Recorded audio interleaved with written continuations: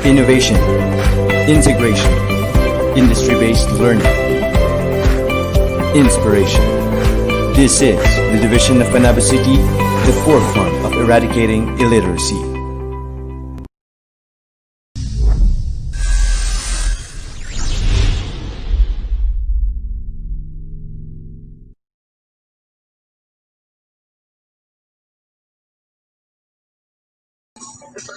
Hello world! Magandang umaga Pilipinas, maayong buntag Mindanao. Hello Panabo City, mabuhay po tayong lahat ng Panabawans. Of course, live na live naman po rin tayo ngayon sa ating pangatlong araw sa pagsasahimpapawid ng ating Sdo Panabo City Dry Run on Distance Learning Delivery Modalities Updates for August 5, 2020.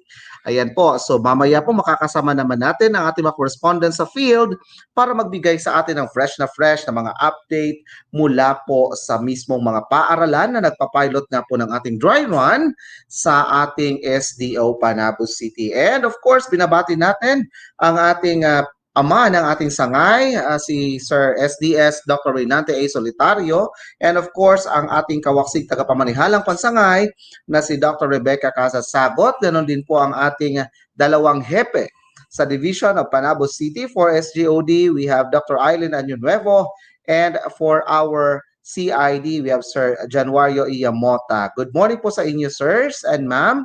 And of course, magandang umaga din po sa lahat ng education program supervisors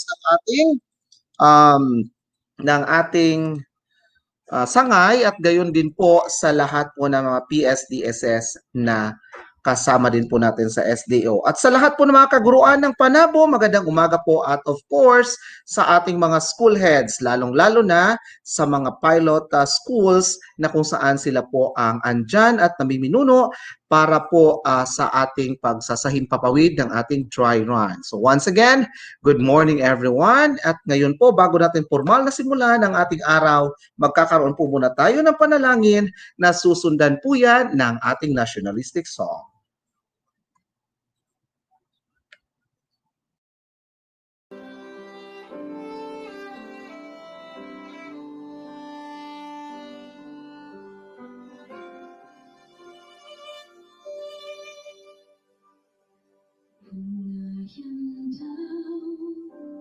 And all my soul so weary, when troubles come and my heart burden me, then I am still and wait here in the silence until you come and sit a while with me. You raise me up so I can stand on mountains. You raise me up to walk over the sea. I am strong when I am on your shoulders. Raise me up to all you I can be.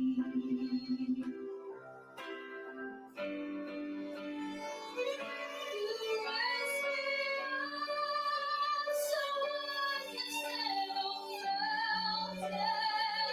You raise me up to walk on stormy seas. I am strong when I am on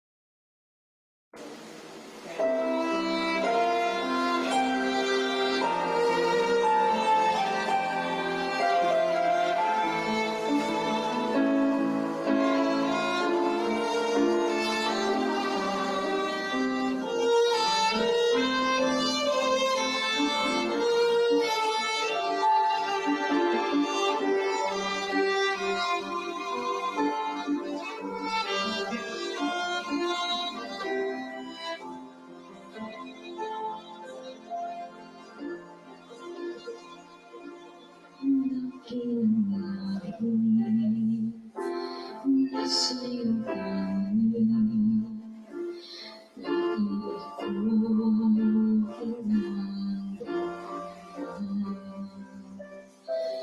gising ako, oh Pilipino, kakaibang sugat ng iyong lakaran.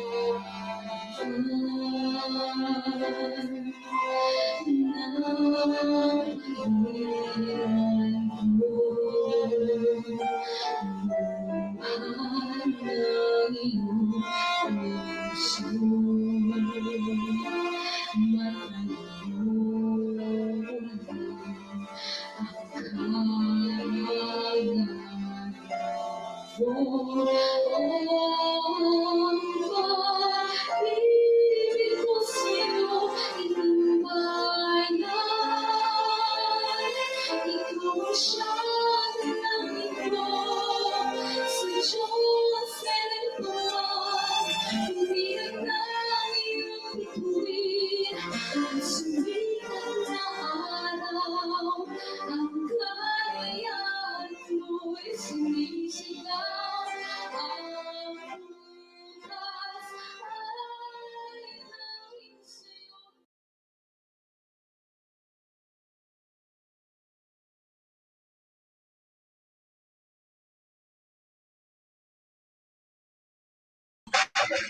Wow, thank you so much, Sir Tyron, for playing those prefatories we have. And of course, we would like to acknowledge those performers who gave us the prayer at the same time our nationalistic song. Of course, from Buhangin Central Elementary School, production team po nila. Maraming salamat in the division of Davao City. We have for our vocalist, Ma'am Elaine Samson, keyboardist Edgar Docusin, violinist Sir Paulo Albinto, of course, ang kanilang musical director, Principal Florendo U. Jacinto, and their producer, PSDSR Lenore Abilardo, management director, we have Maria Ligaya Romero, and their staff, Cherry Kanda, and of course, their video editor, Sir Rickmar Singkol. Maraming salamat po. Ayan, sa lahat po ng mga Panabowans na nanonood sa amin ngayon. Live na live po tayo, of course, sa ating mga official Facebook account. Ang ating official Facebook account po, ayan nasa inyong screen. Please do not forget to like and share or subscribe or follow our page. And for our YouTube channel as well, ayan din po sa inyong screen. Sundan niyo po kami at makikita niyo kami dyan, live na live, para po sa lahat ng mga updates na ating ibibigay. Okay. And of course, ngayon po ay makakasama natin ang special naman nating hepe mula sa School Governance and Operations Division ng Sdo Panabo City. Siya po ang aking makakasamang anchor ngayon. At of course, isa din po sa pinakamagaling natin pagdating sa ating virtual podium. And siya din po ay napaka-aktibo sa ating division. Lalong-lalo na nga po, siya din ang ating former senior high school coordinator na kung saan po ay napakagaling din sa pagdadala ng ating mga programa para sa senior high school. Of course, let us all welcome now ang ating pinakamamahal na SGOD Chief, Dr. Aileen B. Añonuevo. Ma'am Ay, andyan na po ba kayo? Good morning po sa inyo. Ayan. Hi, Ma'am Ay. Good morning po. Hi, good morning, everyone. Good Yes, luck to all ma'am. of us. God bless. Yes, ma'am. Live na live tayo ngayon, ma'am, dahil po ito ang ating pangatlong araw ng ating pagsasahimpapawid po ng ating dry run updates. At saka nga po, ma'am, tulad kahapon, nakasama natin ang ating mahal na SDS, Reynante A. Solitario. Napakaganda po ng ipinakita ng ating 9 pilot schools. So sa inyo naman, madam, ano naman po ang inyong masasabi patungkol po sa nangyari kahapon? Nanonood po kayo sa amin, of course, at Yeah. nagbabasa din ng mga comments. Ano? Yeah. Yeah. I was just at the back. Nasa likod lang po ako kahapon, nanonood all the way down until in the afternoon hanggang lumakas yung ulan kagabi at nag-brown out. Yun po. I was with you all the way down. I was just watching, and then also I do appreciate all the activities, the initiative, mga pinanggagawa, yung mga ginawa at gagawin pa ng ating mga schools, ng ating mga punong guro at ating mga sasabihin ko na ngang champion mindset na mga teachers. Yun. Yes Of po, course, ma'am. with our parents, stakeholders, and also yung ating mga players, our key players, the students. Yan. Yes po. And of course, ma'am, itong dry run natin na ginagawa ngayon ay hindi lamang para malaman ng ating community na tayo ay naghahanda nga po sa darating na pasukan, kundi dito din natin malalaman kung ano po yung mga challenges at maaari nating masolusyonan agad bago nga po dumating ang Agosto 24 na kung saan yan ang pagbubukas, opisyal na pagbubukas ng ating klase para sa taong panuruan 2020-2021. And Ma'am Yes. Ai, I'm very Yes. excited for this day ngayon, Ma'am Ai, kasi ang ating mga correspondents ngayon, Ma'am Ai, ay nasa implementation phase na kung saan makikita natin mamaya yung mga talagang ano na yung ginagawa nila mula doon naghanda sila kahapon, nag-deliver That's ng mga good. modules kahapon noong pangalawang araw at ngayon makikita natin kung paano naman nila yung tawag nito, ina-apply yung lahat ng mga preparations ng 9 na mga pilot schools nga po natin na tumanggap ng hamon para sa dry run natin sa Yeah. SDL City. Exciting. Yes, ma'am. Alam ko po, ma'am, busy-busy po kayo pero salamat po at nasamahan niyo po kami sa Yeah. umagang. And we are Yeah. also very excited to be with you, ma'am. Ayan. Okay, so Ma'am Ai, are you excited na po ba para sa ating unang correspondent? Super.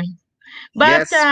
Yes, ma'am. in a while, papasok sila si Ma'am Hilia, sila si Ma'am Hayoma. They will be joining with us, si Sir Karen Loma, and also Sir Eric Dalumpines. Kung may tanong po kayo patungkol sa enrollment, then Sir Eric can explain it well with you. So, let's go! Yes, ma'am. I'm Tingnan also natin, very the first excited na makasama po correspondent. sila. Yes, ayan, ayan. So sana handa ng ating correspondent na magpapalabas sa atin ngayon ng implementation phase na ginawa po ng Panabo City Senior High School. Ang ating correspondent po dyan ay of course walang iba kundi si Ma'am Bless Joyce Lagare. Ma'am Bless, good morning sa iyo. Ma'am Bless?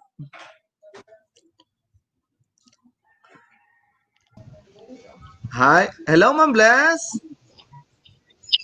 Hi, Sir June. Good morning. Ayan, Ma'am Bless, kasama natin ang ating pinakamamahal na SJOD Chief, si Ma'am Eileen. Yes, ma'am. Hi, ma'am. Good morning po, ma'am Eileen. Sige po, Ma'am Bless, at kami po excited na sa iyong ibibigay sa amin na update bilang aming correspondent para po sa Panabo City Senior High School. Go ahead po, ibalita mo na yan. Okay, yan. Magandang umaga sa lahat po ng ating tagapagsubaybay dyan ng DepEd Updates. Tayo po ngayon ay nasa Day 3. At kasalukuyan, andito po tayo sa ATI Region 11, dito po sa Barangay Datu Abdul. Kung saan, makikita po natin yung New Normal Advocacy po ng Panabo City Senior High School. Ito po ay ating greening program in partnership po sa ating gulayan sa paaralan. Yan, makikita po natin ngayon, isa sa mga realidad na ating kinakaharap nitong COVID-19 pandemic ay yung ating mga estudyante kasi hindi sila makakalabas ay sila ay masyadong bored. Kaya naghahanap sila ng kung anong gagawin to kill their boredom. At isa sa mga ginagawa nila ay masyado silang nakababad sa internet connection. Ang tendency ngayon, sila ay lagi, let's say, nag-TikTok or nanonood ng Korean drama or ano pa dyan. Especially, lalo na dun sa mga merong internet connection, ito po ay online games. Okay? So, ang tendency, dahil lagi na silang naglalaro sa mga online games, medyo ito ay nagiging hadlang sa kanilang pag-aaral ngayong pagbubukas ng klase. Kaya, bilang intervention po ng Panabo City Senior High School, meron po tayong luntian sa tahanan. Ngayong umaga na ito, makakasama po natin si RD Dante E. Esguerra, kung saan siya po ay magpapaliwanag o ibabahagi niya sa atin kung ano ba yung mga programa ng ating ATI. Samahan niyo po ako at magkakaroon po tayo ng panayam kay RD Esguerra. Good morning po, sir. Good morning, Ma'am Blas. Good morning, sir. So, sir, meron lang po ako mga kaunting katanungan patungkol po sa ating mga programa dito po sa ATI. Okay po. Handa na po ba kayo, sir? Handa na po. Okay po. Okay. So, ano po ba yung mga suporta o programa ni ATI na maisusupport niyo po sa PCSHS, itong ating luntian sa tahanan program po, RD? First of all, no, ikaw ko muna. Yung ATI kasi, ang ATI, ito yung Agriculture Training Institute o sa Tagalog, Pasanayan ng Pagsasaka. So, tinitrain po natin, yung clientele po natin, yung ating mga farmers, fisher folks. Tapos, sa ngayon kasi, nakikita din yung pagpasok nyo, diba? Excellent extension services beyond boundaries na. So, hindi lang farmers and fisher folks. Kasama na ho dyan yung mga rural-based organizations, yung mga households natin, yung ating mga forest members, yung ating mga militar natin, kasama na yan sa mga trainings natin, yung ating mga rebel returnees, yung ating mga drug surrenderies natin, halos lahat ng mga agriculture enthusiasts, yung gustong mag-agrikultura, tayo yung training arm. So yung kasi yung ATI, being the training arm, kami ang in charge on extension. Yung extension kasi meron niyang 4 major services. First na services na namin is training. So may nagkakanap tayo ng multi-level trainings across all commodities. Second is yung techno-demo services. So meron tayong demonstration farm. Nakikita niyo sa likod sila si Sir. Yesterday, pumunta niyo sa likod, meron tayong techno-demo dyan. Yung tinatawag ba natin walk your talk, hindi lang puro lecture, at least meron din tayong nakikita na actual talaga. Yung pangatlo is farm advisory services, farm business advisory services. So meron tayong mga walking clients, no? Meron tayong mga walking clients na pupunta dito, nagbibigay tayo ng mga advices. Saka meron din tayong yung tinatawag ng school on their program. Yung 3 months na, for example, rice production, no? 4 months on their program, hindi maabot ng ating mga technician, at least maabot ng yung technology is already coming at your doorstep. So meron tayong yan. So meron din tayong learning site na kinuha ng ATI, sponsor na in every municipality, yung target kasi ng dating director natin, yung si Dr. Luz Tapuso, na at least meron tayong one learning site per municipality. So ngayon, this year meron na kaming siguro mga 70 plus ka learning site, no? Learning site, pero ladderized din yan from learning site, pagkatapos magiging SPA. Hindi SPA na kuha na, School of Practical Agriculture, ladderized siya. Ang next is ESP, Second Service Provider. So yung learning site yan, they will be serving as a model in that area. So pag model ka for organic agriculture, ikaw ang model dyan. Sinushow-case mo yung technology of organic agriculture. Ganon. Tapos meron yung tinatawag natin na small brother. Ikaw ang big brother dyan, tapos tuturo mo sa kanila yung technology mo yung sinushow-case mo dyan. For example, rice production. Learning set ng rice production. Tuturo mo doon sa mga small brother natin. Ganon, no? Hindi kasi lahat na pwedeng, kasi meron tayong criteria kung paano ka magiging learning set sa API. Yung pang-apat natin, yung ITC Materials Distribution Services natin. Meron tayong mga handouts, leaflets of reading materials na binibigay natin right after sa training mo natin. So ngayon, no, dyan sa greening program ninyo, sa DFED, bali ma-connect natin yan kasi ngayon, we need to be proud with you. Yung kasi natin itong pandemic na talagang pandamay talaga siya. Malaki talaga ang effect talaga sa ekonomiya natin. So kami, to be honest, no, to be transparent, this year meron sana kaming budget na 78 million, no? Pero the problem is yung mga special programs po natin, bali na kanyan, hindi talaga bali nakatya, no?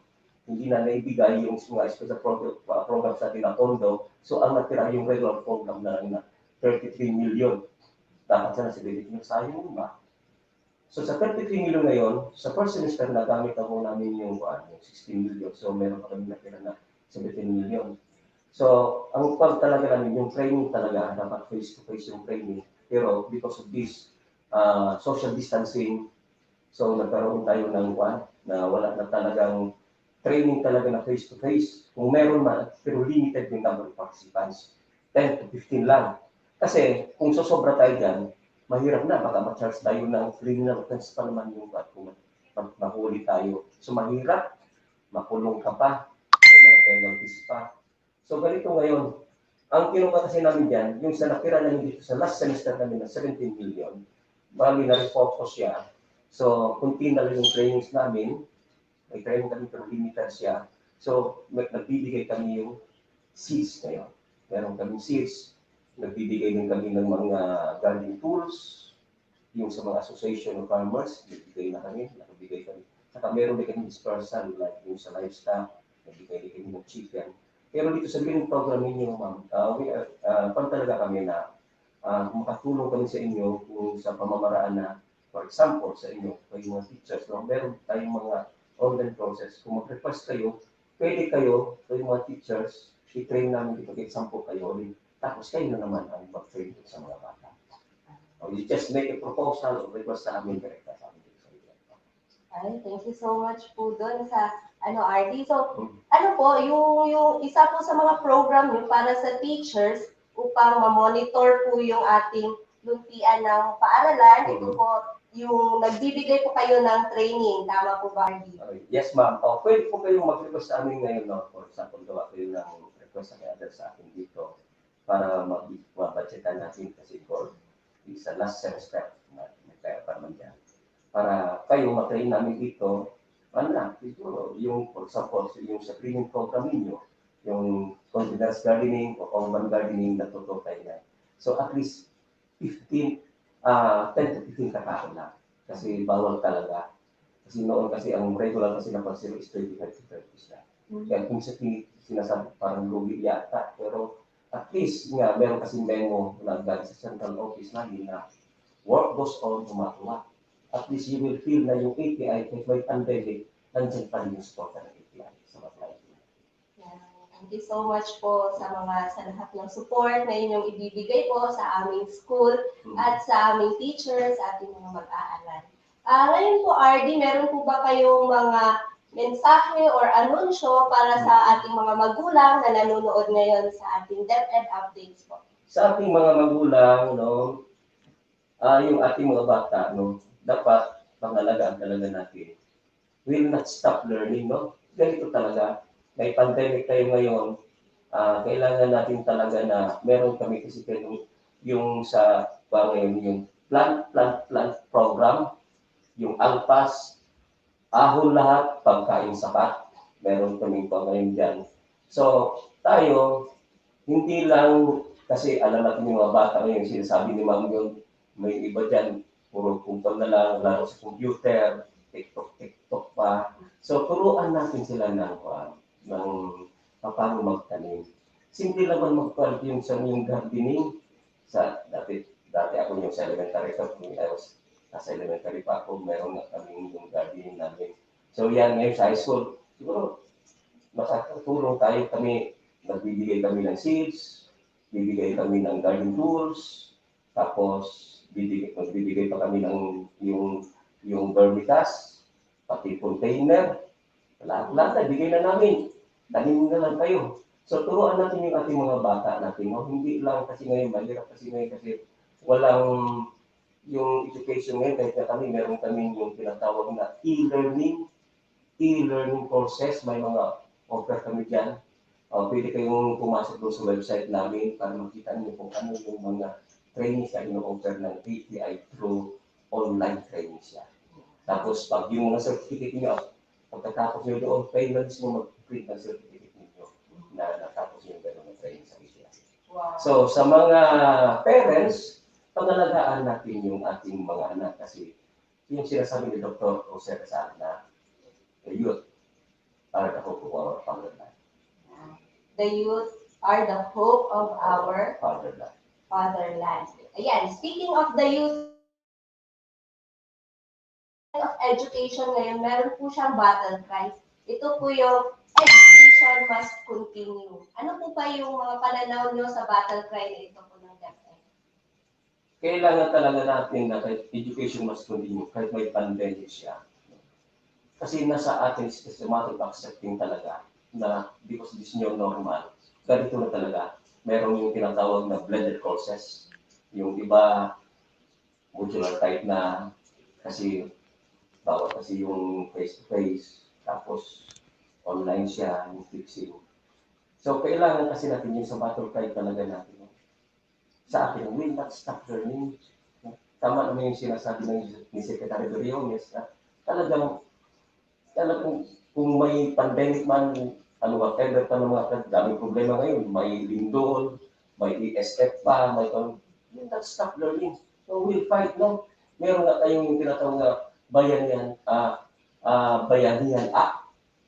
Tulong-tulong na tayo. Paano natin ito malagpasan yung problema na to? Kasi kung mapapatay itong alam na natin yung pandemic kasi ikaw siya ba? Yung hindi siya airborne, yung kuan siya, droplet siya. Kaya naman naka-face mask tayo, no? Naka-face mask tayo. Hindi pwede nga well, ibababa yung face mask mo ngayon, may mga pangin like sa Tago at saka sa Davao, may mga penalty. Bawat baba mo, 500. Pag mahuli ka, 500 talaga. First offense. Second offense is 1,000 na. So ngayon talaga, no, kailangan talaga natin na tulong-tulong tayo lahat. Hindi lang isang ahensya. Kasi kung matatalo nito at matatalo tayo ng COVID-19, alam natin na wala pang gamot, no? Wala pang vaccine. By December pa daw. So medyo malayo pa talaga. Pero pag start natin talaga yung learning, what will happen to us? No? Lalo malulong yung ekonomiya natin. At saka sino pa yung susunod? Yung mga bata, sila future natin. Kaya kailangan talaga yung dapat yung edukasyon, kahit may pandemya, dapat nandiyan pa rin. So, learning must continue. Yes, ma'am. For the future of our children. Yeah. Thank you so much po, RD, for your support and for your time po sa pagbibigay bahagi niyo po sa ng inyong mga programa sa ating mga manonood. Yan, thank you po. Maraming salamat din po, ma'am. Bless talaga kami na nandito po kayo. Thank you so much. Thank you so much po, RD. Yan, Sir June. Sir June. Yes, Ma'am Bless. Before anything else, allow us to say thank you to Regional Director of ATI, Sir Esguera, sir. Maraming salamat po sa inyong panahon at oras. Ah, yes po. Ma'am Bless, Po, sir. Sir June. hello Ma'am Bless. Okay po. Ma'am Bless, regarding doon sa ating yung programa nga po in partnership with ATI, yung Luntian sa Tahanan, they will provide us, if, correct if I'm wrong, no? They will provide us a free seedlings to be distributed sa ating mga students. Tama ba yon?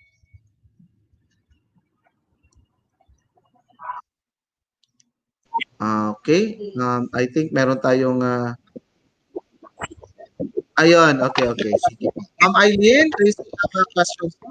Sir June, I just would like to take this opportunity of saying thank you so much to our regional director. Sir, thank you very much for accommodating our senior high school schools, particularly, of course, our Panabo City Senior High School and also the Sindacon National High School during their immersion course the time this and one thing more, Sir June, they were able to give congratulations to all our Balay Paglaom beneficiaries. Nagiging, nandun, dyan sila sa ATI nag-immersion. Thank you very much, sir, for that. It was a great experience as shared by our Balay Paglaom students. Thank you. Congratulations. Continue sa partnership natin. Ma'am Bless, thank you very much. Sir June? Yes. Yes, okay po. Thank you so much, Ma'am Eileen.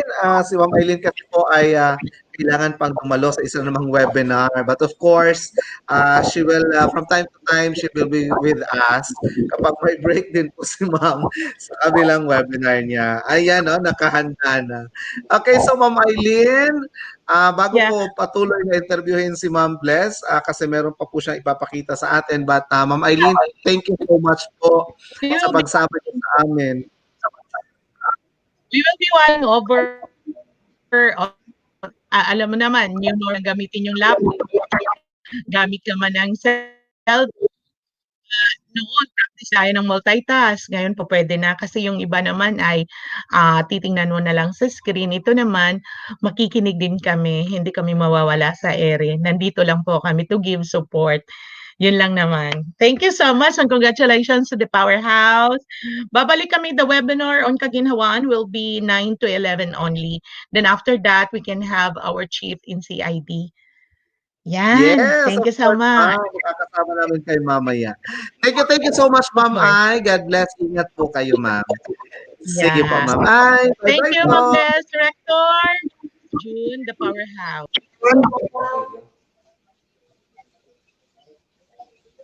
Okay. Ayun. Ma'am Ay. Ayan. Okay. Sige po.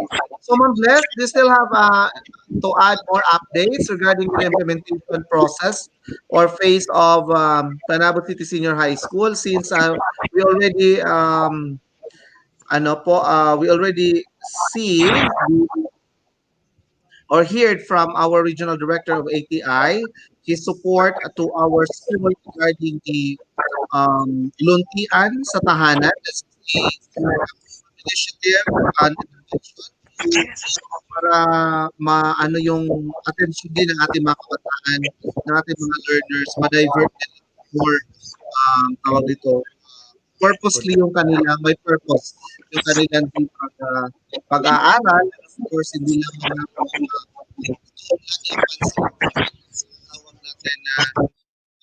tinatawag natin na mga paglalaro ng pagpe-TikTok, pagpe-play ng ML, ayan. So, Ma'am Bless, go ahead po. Yes. Po, meron po tayong ipapakita na video ng ATI po. So, kung saan ipinapakita ng video yung mga programa nila.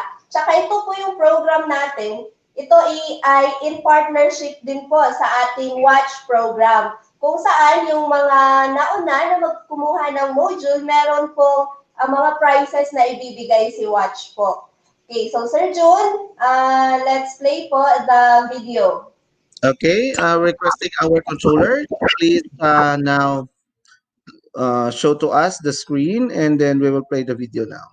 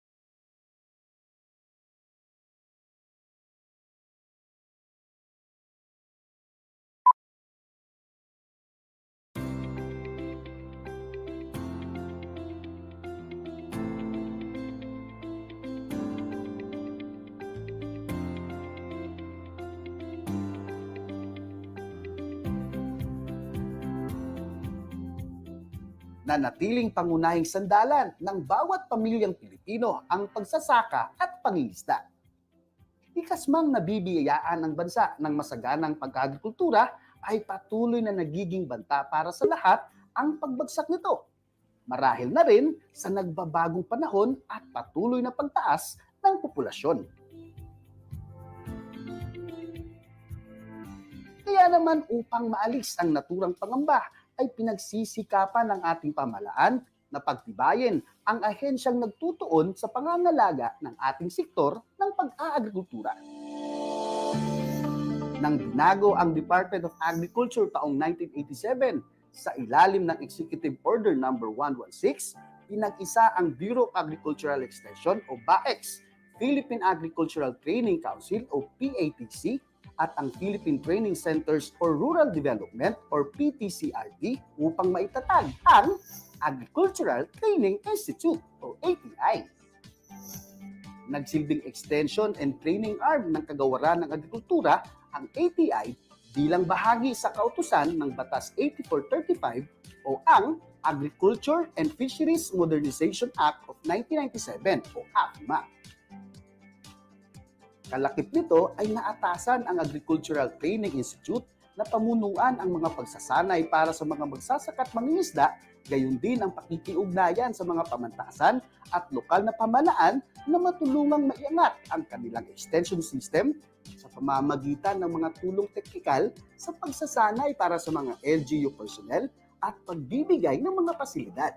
Ang agricultural extension worker mao ang nagatunol sa mga teknolohiya ngadto sa mga farmers aron sila ma-empower or ma-capacitate ang ilahang mga kahibalo sa pagpanguma aron ma-improve ang ilahang mga production. Kasalukuyang pinamumunuan ito ni Mr. Alfredo S. Aton bilang National Director, kaagapay ang iilang Center Directorate, kabilang na si Mr. Dante G.S. Guerra na kasalukuyang namamahala sa ATI Davao Region o Region 11. Hindi may pagkakailang angkin ng Region 11 ang malaking porsyento ng yamang agrikultural ng bansa mula Davao del Sur, Davao City, Davao del Norte, Davao Oriental, Davao Occidental at Compostela Valley ay nabiyayaan ito ng masaganang likas na yaman. Kung kaya naman itinayo sa Datu Abdul Panabo City ang Agricultural Training Institute Center, Region 11 kung saan matatagpuan ang iilang mga makabagong training facilities. Mapapakinabangan dito ang session hall na maaaring tumanggap ng hanggang 60 mga trainees, 4-H Learning Center, dormitory, demo farm, training equipment, e-lounge at sports ground and equipment. Dahil sa naturang pasilidad at sa pamumuno ni Mr. Isguera ay naging matibay na tagapagtaguyod ang ATI 11 sa kasanayan ng mga magsasaka at mangingisda sa Davao Region. Baon ang layuning mabigyan ng sapat at murang pagkain hindi lamang ang mga Davaoenyo, maging rin ng bawat pamilyang Pilipino. Kalakip din ito ang makapagbigay na makabago at mahusay na kasanayan sa pag-aagrikultura. Kung kaya't patuloy na pinalalawak ng ATI 11 ang kanilang mga programang naglalayong gawing kapakipakinabang para sa lahat ang produkto at kaalamang hatid ng Agriculture and Fisheries Extension. Pinagtitibay rin ng ATI 11 ang pakikipag-ugnayan sa mga pribadong sektor, gayon din sa lokal na mga pamahalaan, kasabay ang patuloy na pagtuklas sa mga makabagong inobasyon at paghahanda sa papagubagong panahon. Meron po tayong 4 major services. Ang una po dito is training. Pangalawa is yung techno-demo. Meron tayong mga demonstration farm. Pangatlo is yung farm advisory. Meron tayong mga walk-in clients, no? Pumupunta dito, naghihingi ng mga advices. So, nagbibigay din kami ng mga recommended kung ano talaga yung solusyon doon sa problema nila sa mga farms nila. Ang pang-apat na serbisyo namin is yung sa IEC materials. Naging kapakipakinabang para sa mga Davaoenyo ang malawakang programa ng ATI na nakatuon sa 4 na batayan. Kabilang na ang pagbibigay tuon sa mga pagsasanay ng ating mga magsasaka at mga kabataan tulad ng rice program, organic agriculture, high value crop development program, corn program, 4-H program, rural-based organization program, at iba pang mga programang naglalayong makapagbigay ng mga alituntunin sa pag-aagrikultura. Pinapahalagahan din ng ATI ang malawakang pagbibigay ng impormasyon sa pamamagitan ng IEC distribution at e-extension sa pamamagitan naman ng School on Air program at e-learning online courses. Bahagi din ng pinagtutuon ng pansin ng ATI ay ang Farm Business Advisory Services at ang demonstration. Kasi dito sa Davao Region, nag-establish tayo ng learning site. So sa ngayon, meron na tayong total of 44 ka learning site dito sa Davao Region. No? In-establish natin yan para it will serve as a model farm in their area. It should be replicated also. Nung ako'y ma-accredit po ng ATI bilang isang learning site, ay na-share ko sa mga farmers sa pamamagitan nila sa kanilang pag-iimbita upang maipakita sa mga farmers ang kahalagahan ng diversification. Gitudluan ni sa pagpanguma nga dili lang mag-focus sa usa ka crop kundi diversified or integrated approach na gyud ang pagpanguma sa amo ang mga mag-uuma. Sa panahon sa ting-init adto sa ilahang balay, makahimo sila og container gardening wherein bisag gamay lang tubig, pwede sila makaray sa ilang vegetables at home. Naging larawan ng tagumpay ng ATI 11 ang bawat magsasakang nagkamit ng magandang buhay dahil sa pag-aagrikultura. Patunay nga nito ang iilang mga scholars na mula sa isang individual na nawala ng pag-asa ay may angkinang kaalaman at kakayahan kumita. Tabang mo sa ATI, pinaagi sa akong pag-eskwela, na-introduce ako ang mga bagong teknolohiya para sa farming. Sa among pag-eskwela, isa ka bulan ang sulod sa eskwelahan ug 3 ka bulan ang kanang pag-aktual pag humanamog eskwela natagaan mi grant nga 50,000 ug mao to ang gisugod namo sa among business nga farm business gihapon. Malaki ang naging tulong ng Agricultural Training Institute Region 11 sa pag-abot ng pangarap hindi lamang ng mga magsasaka at mga kabataan, gayon din para sa mga kababaihan, mga retirado, at pagbabagong buhay ng mga dating sumama sa himagsikan. Kaya naman sa kasalukuyan ay patuloy pa rin na pinapalawak ng Agricultural Training Institute 11 ang kanilang mga ipinapatupad ng programa na pangunahing layunin ay mapreserba ang mayamang pag-aagrikultura ng Timog Silangang Mindanao kung saan nakasanlal ang ating pangunahing pangangailangan.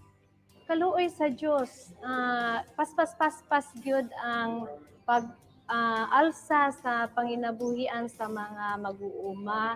Daghan naman silang source of income. Para sa ako, adako kaayo ang pagpasalamat sa Agricultural Training Institute. Kay bisan tuod ako usa ka graduado sa kursong agrikultura, dili kay nakuha kani adto ang unsa ba gyud ang angay sa actual field, no? Unsaon gyud pagtabang ang mga mag-uuma kay kasagaran ato theory man lang, pero diri man good training, theory plus hands-on na dayon.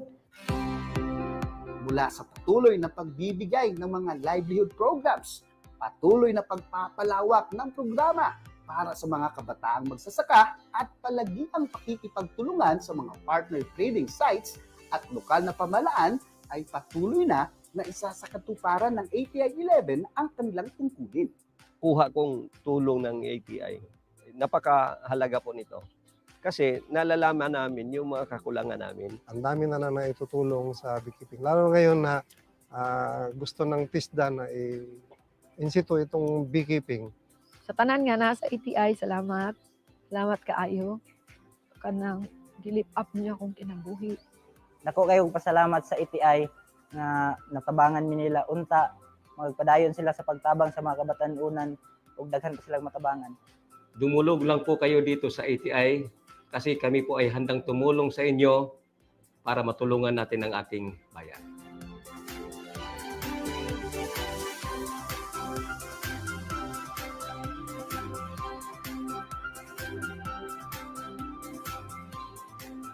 kaya't sa loob ng maraming taon, tinatamasa ng bawat mamamayan ng Timog Silangang Mindanao ang isang masaganang pag-aagrikultura.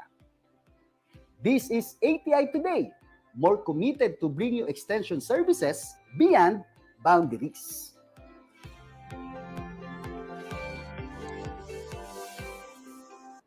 Pahuman na siya.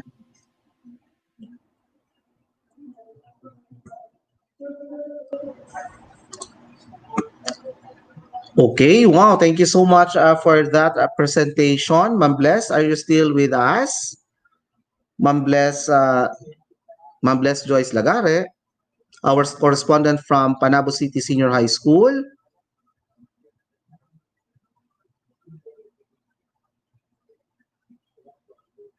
Hello?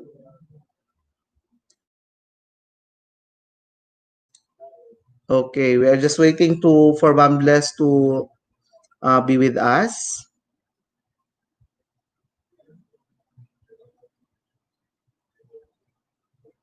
Okay, so while waiting for Ma'am Bless to get in, the video presented to you was the support of ATI from with regional director Esguera. Of course, this will in partnership of Panabo City Senior High School po.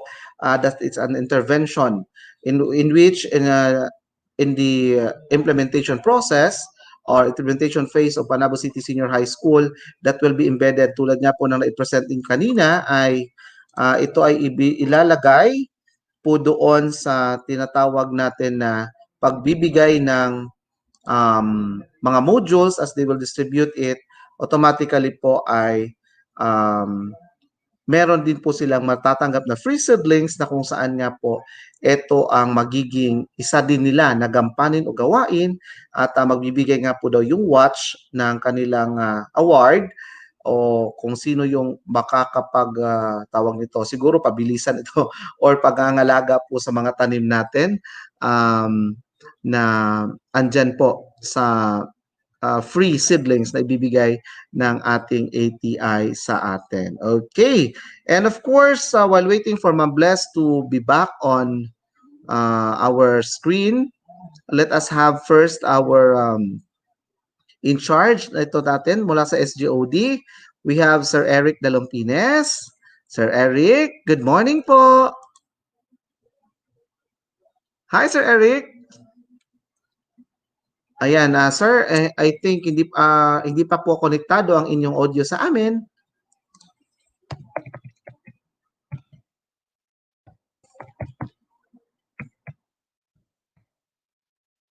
Yes, sir. Ayan, wala pa, sir? Hindi pa namin kayo naririnig po. Ayan. Okay. Wala pa, sir.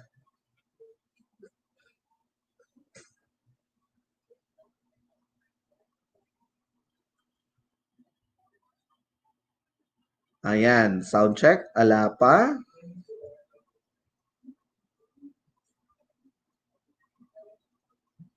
Okay. Hindi pa namin po kayo naririnig, sir. Sige, sir. We will just get back to you, sir, para maayos niyo po yung inyong connection. Naririnig po tayo ni sir.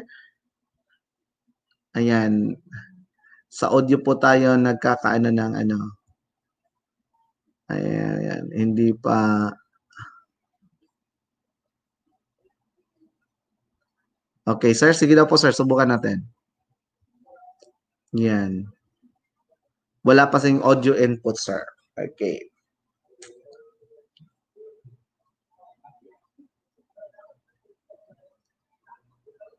Yan. Wala pa po, sir.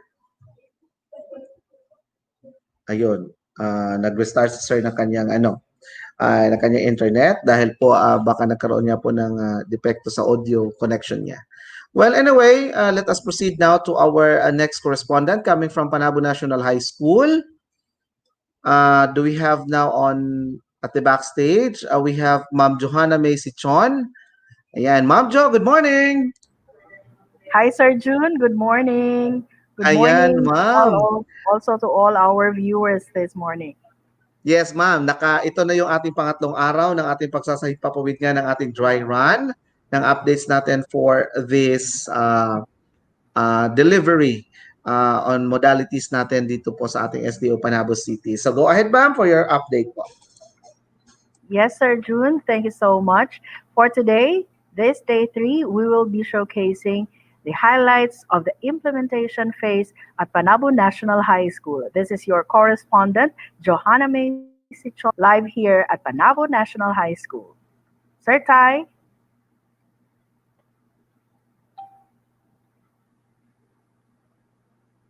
Ma'am Jo, do we need to share you will be sharing a screen to us? At a later point po, sir. First, we'll have our video played first. Okay. May we request our controller to please play the video for Panabo National High School. Ayan. Okay, we will just wait for Sir Tai to play it. I think we are also experiencing technicalities here. Ma'am Jo, is Sir Ramil Yes, sir. around? Can Yes, sir. we let Sir Ramil share po the video para po maano natin if kaya po niya para makita natin po 'yon. I have the video with me. Okay, ma'am. You may also share it, ma'am, because nagkakaroon po ng dito sa akin, andito kasi sa harapan ko yung si Sir Tai, medyo nahihirapan nga po tayo sa connectivity doon sa kanya ngayon. Nagkaka-technical po tayo dito. Okay, sige po. Pwede kayo, ma'am, makapag-share na ng screen so that I can go it live. Okay na? Okay na tayo? Okay, ma'am. We have now the yan, nakuha na natin. Ayun. Okay.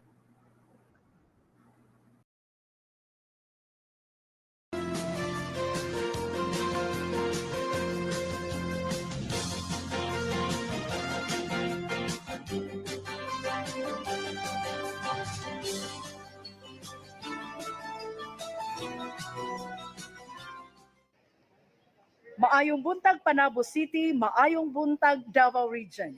We are here at Panabo National High School and I am standing in front of one of their buildings where the virtual classrooms are located. Today we will be witnessing our teachers implementing the online learning modality. Come and let's take a look at our teachers in action. These virtual classrooms are provided with the needed equipment with strong internet connectivity.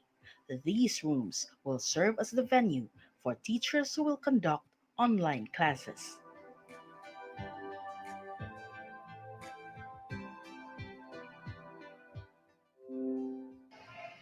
To date, Panabo National High School has recorded almost 7,000 enrollees for this school year.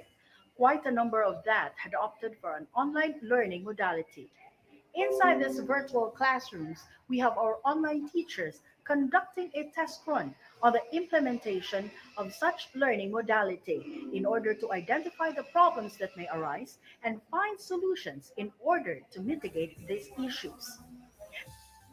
In this segment, the Panabo National High School online teaching force will showcase how they will conduct their online classes. We will witness the different teaching phases with various teaching strategies for each.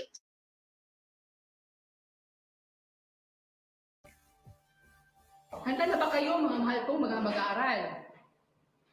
Ngayon, ako si Ginoong Arcel Kakasan ang siyang aagapay sa inyo tungo sa kaalaman sa asignaturang Filipino. Handa na ba ang lahat? Kaisa ko ba kayo? Ang isang kwentong bayan mula sa Maranao. Hinihiling ang lahat na itatala ang mga importanteng detalye sa kwentong inyong mapapanood. Handa na ba kayo mga mag-aaral?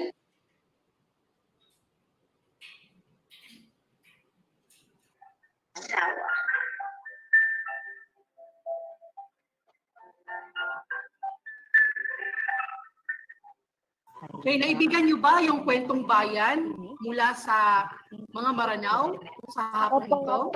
Okay. May mga katanungan akong inihanda para sa inyo at dito ko malalaman kung talagang nasasariwan niyo pa ang mga importanteng pangyayari hinggil sa inyong napanood. Handa na ba kayo? Kaisa ko ba kayo, mga mahal kong mag-aaral? Okay. Unang tanong, sino-sino ang tauhang tampok sa ating kwentong bayan? Okay, tawagin natin si Miss Anag, okay, Binibining Anagap. Ang mga tauhan sa kwentong bayan na aming napanood ay ang Dato, si Hasmin at si Farida po. Magaling! Okay, bigyan natin ng 5 bagsak si Binibining Anagap.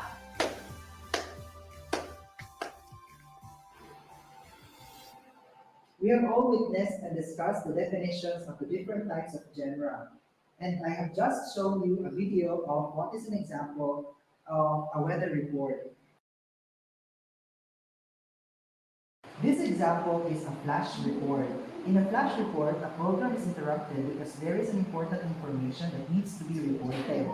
If you are going to be a television producer, what type of flash report are you going to consider? The same rules shall apply during our last online class. You are not allowed to unmute your microphone unless you are recognized. You have already seen the videos I have presented to you last time, so I am asking that you recall all of the contents because we are not going to replay the video all over again.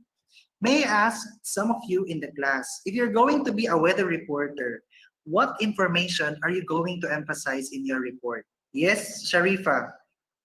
You may unmute your microphone to answer. If it is going to be a storm or a bagyo po, sir, I will emphasize on where would the storm will fall. This is a sequence with terms 4, 9, 14, and 19. Now, if you want to answer, I'd like you to raise your right hand so that you will be recognized. I know this is a bit easy, so I'm giving you 5 seconds to answer it.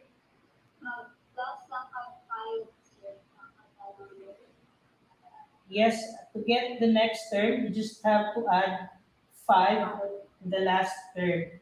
That's good. Now let us move to another sequence, which is quite difficult, the one that I gave you just a while ago. 2, 9, 28, and 65. And makita na to. Yan. Again, my clue is this is a combination of an arithmetic and geometric sequence. Okay. After 2 minutes, I'll give another. Ayan, nag-raise na ng kamay niya si Cassandra. That's good. So open your microphone again, Cassandra. Ang cube sa kada term, sir, then plus 1. Ayan. We add 1 sa mga cubes sa terms. That's good. Say 2. Break down natin yung 2. Can you see it? Ayan. So, if we raise 1 to 3 and then add 1, that is equal to 2. It's a good thing na na-recognize Diane niya. Good afternoon to my students. So, for this session, we are going to have a virtual laboratory. Since we cannot have the actual, so please, we will proceed with the presentation. So the activity is called the termites magic.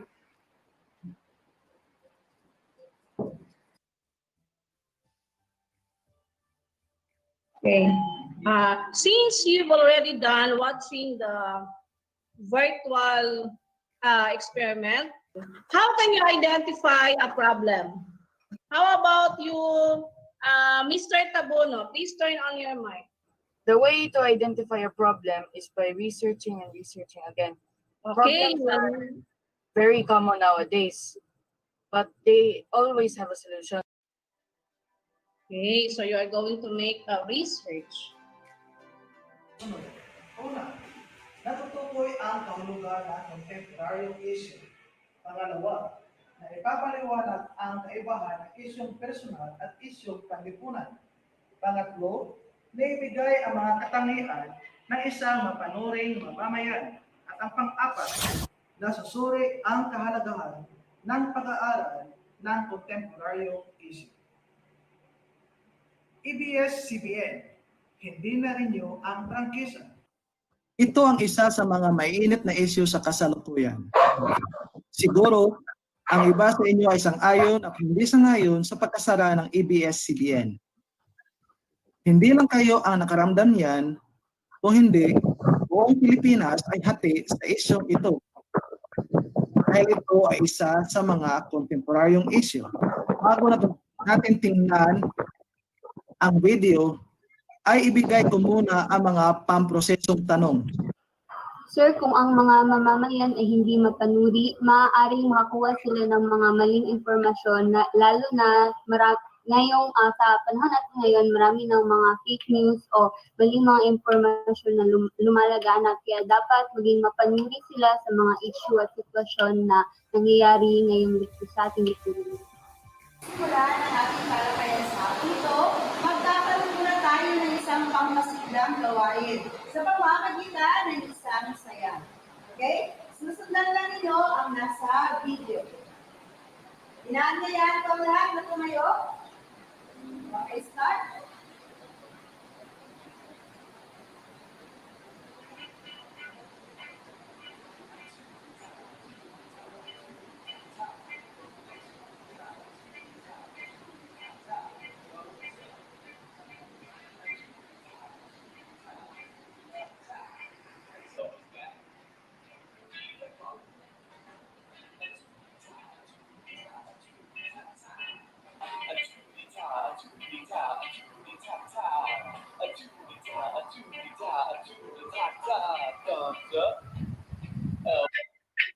What's that?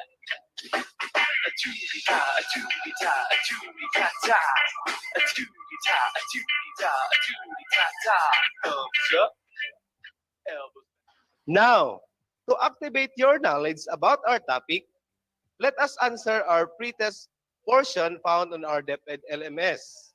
I'll be calling somebody to answer the question, and the rest will answer to your respective DepEd LMS. Okay? So I'll be calling Angel Conihar to answer our pre-test and share your screen. Conihar? Yes, sir. Yes, sir. Okay, go ahead, Conihar.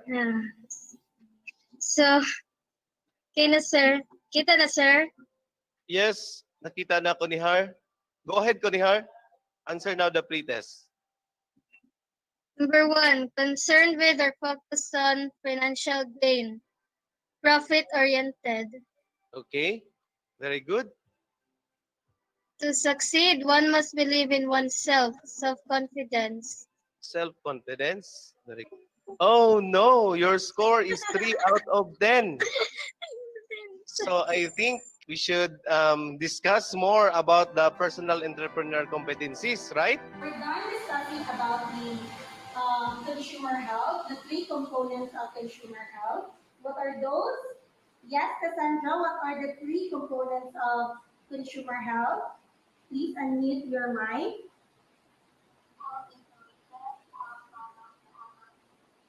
Okay, very good. So we discussed already the health services. So in this activity, this will be an individual activity, okay? And after that, about the different roles of assigned health professionals, okay? So you will be given 8 minutes to prepare, and after that, you will present it individually, okay? The criteria are content, preparedness, and confidence, a total of 15 points, okay? So we're done with our 8-minute preparation. Let's have Winormi for the first presentation. Winormi? Yes, ma'am. Okay, first presentation, let's have Winormi. First is anesthesiologists. An anesthesiologist is a doctor who gives a patient medication so they do not feel pain when they are undergoing surgery. However, these specialist physicians play a much wider role than just putting people to sleep for surgery. They are also involved in a range of other medical procedures, including carrying out assessments in critical care units, dealing with emergency situations, and giving advice about pain management. So, what is the role of anesthesiologists during the surgery? Okay, that's it, Linarmi. Good afternoon, everyone. I am Sir Rex, and I will be your PR2 teacher. Welcome to our beautiful journey in our subject. How are you? Okay. Can you give me a thumbs up if you're okay and fine today? In the introduction of our lesson, look, I want you to access your LMS. Brian, can you share your screen with us? We want to see what's there in the LMS platform. Okay. Thank you so much. Okay, kindly look into the motivation part, session 1. Okay, you to share something about these two questions. Mr. Olarte, can you read the first question? First question. How would you describe your special someone without actually mentioning his or her name? I want to share something about your special someone, but do not mention his or her name. I'll start with you, Edges. How do you describe your special someone? Um, my special someone is not so tall. He's handsome. He is a good person, and also he's quite shy. Okay, thank you so much. For those who are shy to share it verbally, you can make use of the public platform. You can put your thoughts in there, and then you can upload it so that everybody can see.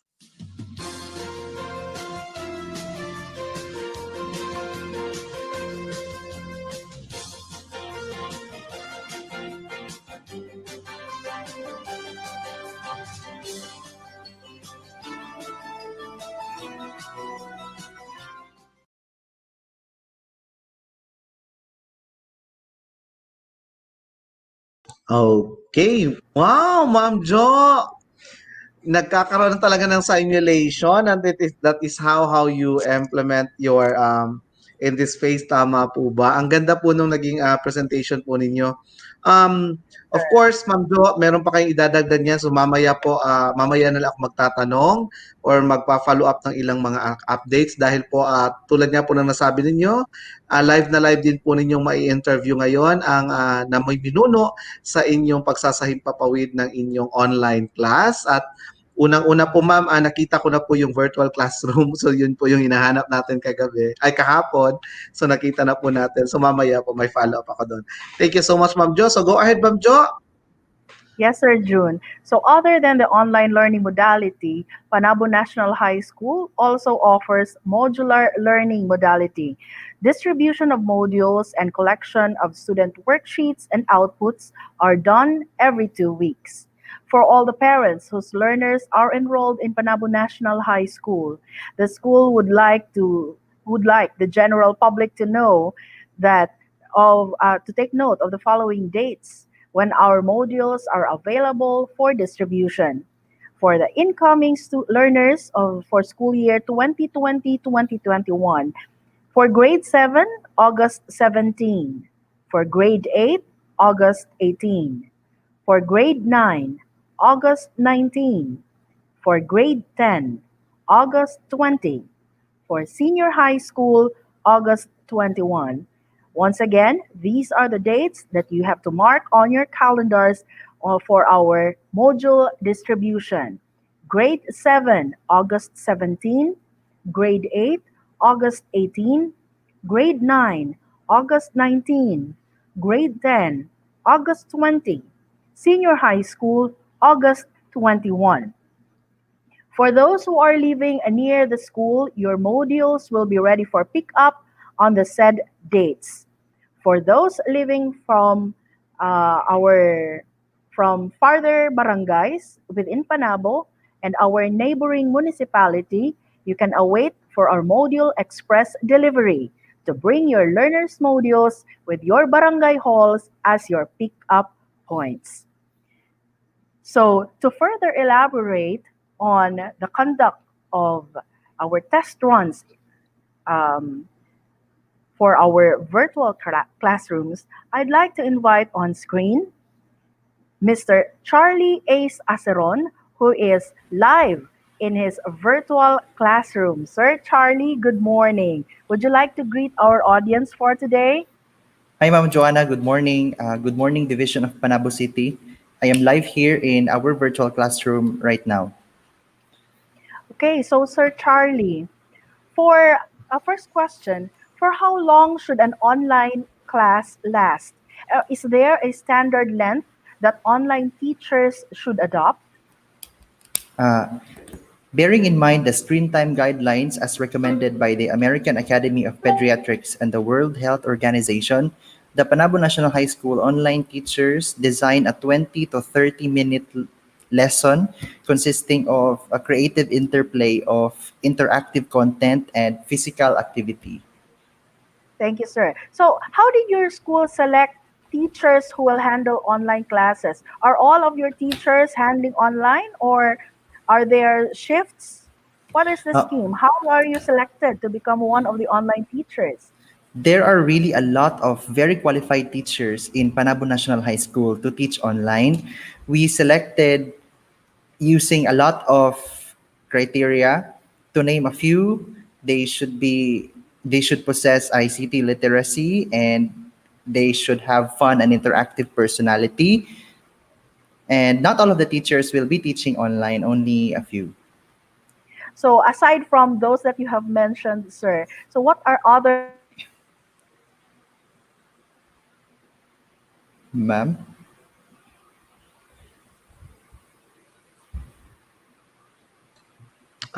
Yeah, Sir Charlie, allow me to butt in, Yes, ano? sir. I think Ma'am Jo is having a problem with Yes, sir. her connection. But however, sir, while waiting for Ma'am Jo to come back on air, I just would like to congratulate you, of course, sir, for Thank you, unang-una, sir, sir. during our regional training of trainers, you were the one who simulated for Panabo City, and Yes, you sir. did a great job, and we It's an congratulate honor. you. Yes po. And of course, Sir Charlie, allow us also to congratulate you with the virtual classroom initiative of Panabo National High School for online teaching. Yes, And sir. sir, later I will also be having some questions but before I proceed to that, I think Ma'am Johanna is with us now, so we will continue her interview with you po. Okay, sir. pardon for the internet interruption, sir. So again, let me state that question. So aside from those characteristics you have mentioned earlier, what are the other characteristics that an online teacher should possess in order for him or her to be effective in the virtual medium? I think for one to be really effective in the virtual medium, the teacher should have ICT literacy. He or she should be able to manipulate on a laptop or computer with less or no supervision, and the teacher should also be capable of navigating the learning management system, the system that we will use for online learning. Thank you so much, sir. So earlier on the video that we have shown, it was evident that there was a problem in the audio delivery during the teacher-student exchange. So if this occurs, how should an online teacher respond to this? If there are audio concerns and other issues pertaining to how we communicate with each other using the online learning platform, the teacher should be able to cope with coping mechanisms like typing in the chat or checking for audio connectivity issues, whether it's the send or the receive function concerned, and just troubleshoot from there. Thank you, sir. So during your test runs, have you encountered other challenges or some bottlenecks, and how did you respond to these in order to overcome these challenges? This entire online learning idea is it's very big to take in, but we are happy that the administration and Panabo National High School staff is very supportive for us. The only problem that we see uh, right now is the learning management system still being down at this crucial date. We are already in August, and the learning management system still gives us bad gateway and server down notification, which I think is not going to be good given that it's already August and we only await a few days to start the school year. Oh, yes, sir. So yesterday we also had an interview with Mr. Ramil Langamon, your school's ICT coordinator. And he shared with us that whenever this happens, when the LMS is down, that you have set a plan B. Yes, ma'am. Yes. Can you The share again to our general public what this plan B is? The good thing with our online teachers is that we collaborate and we brainstorm. One of the products that we have decided as Plan B is to use other LMS like the Google Classroom, because Google Classroom is proven to be stable and is in fact being used for years now. And in case that the learning management system cannot cope with the demands of use, we are very happy and so much ready to shift to the Google Classroom.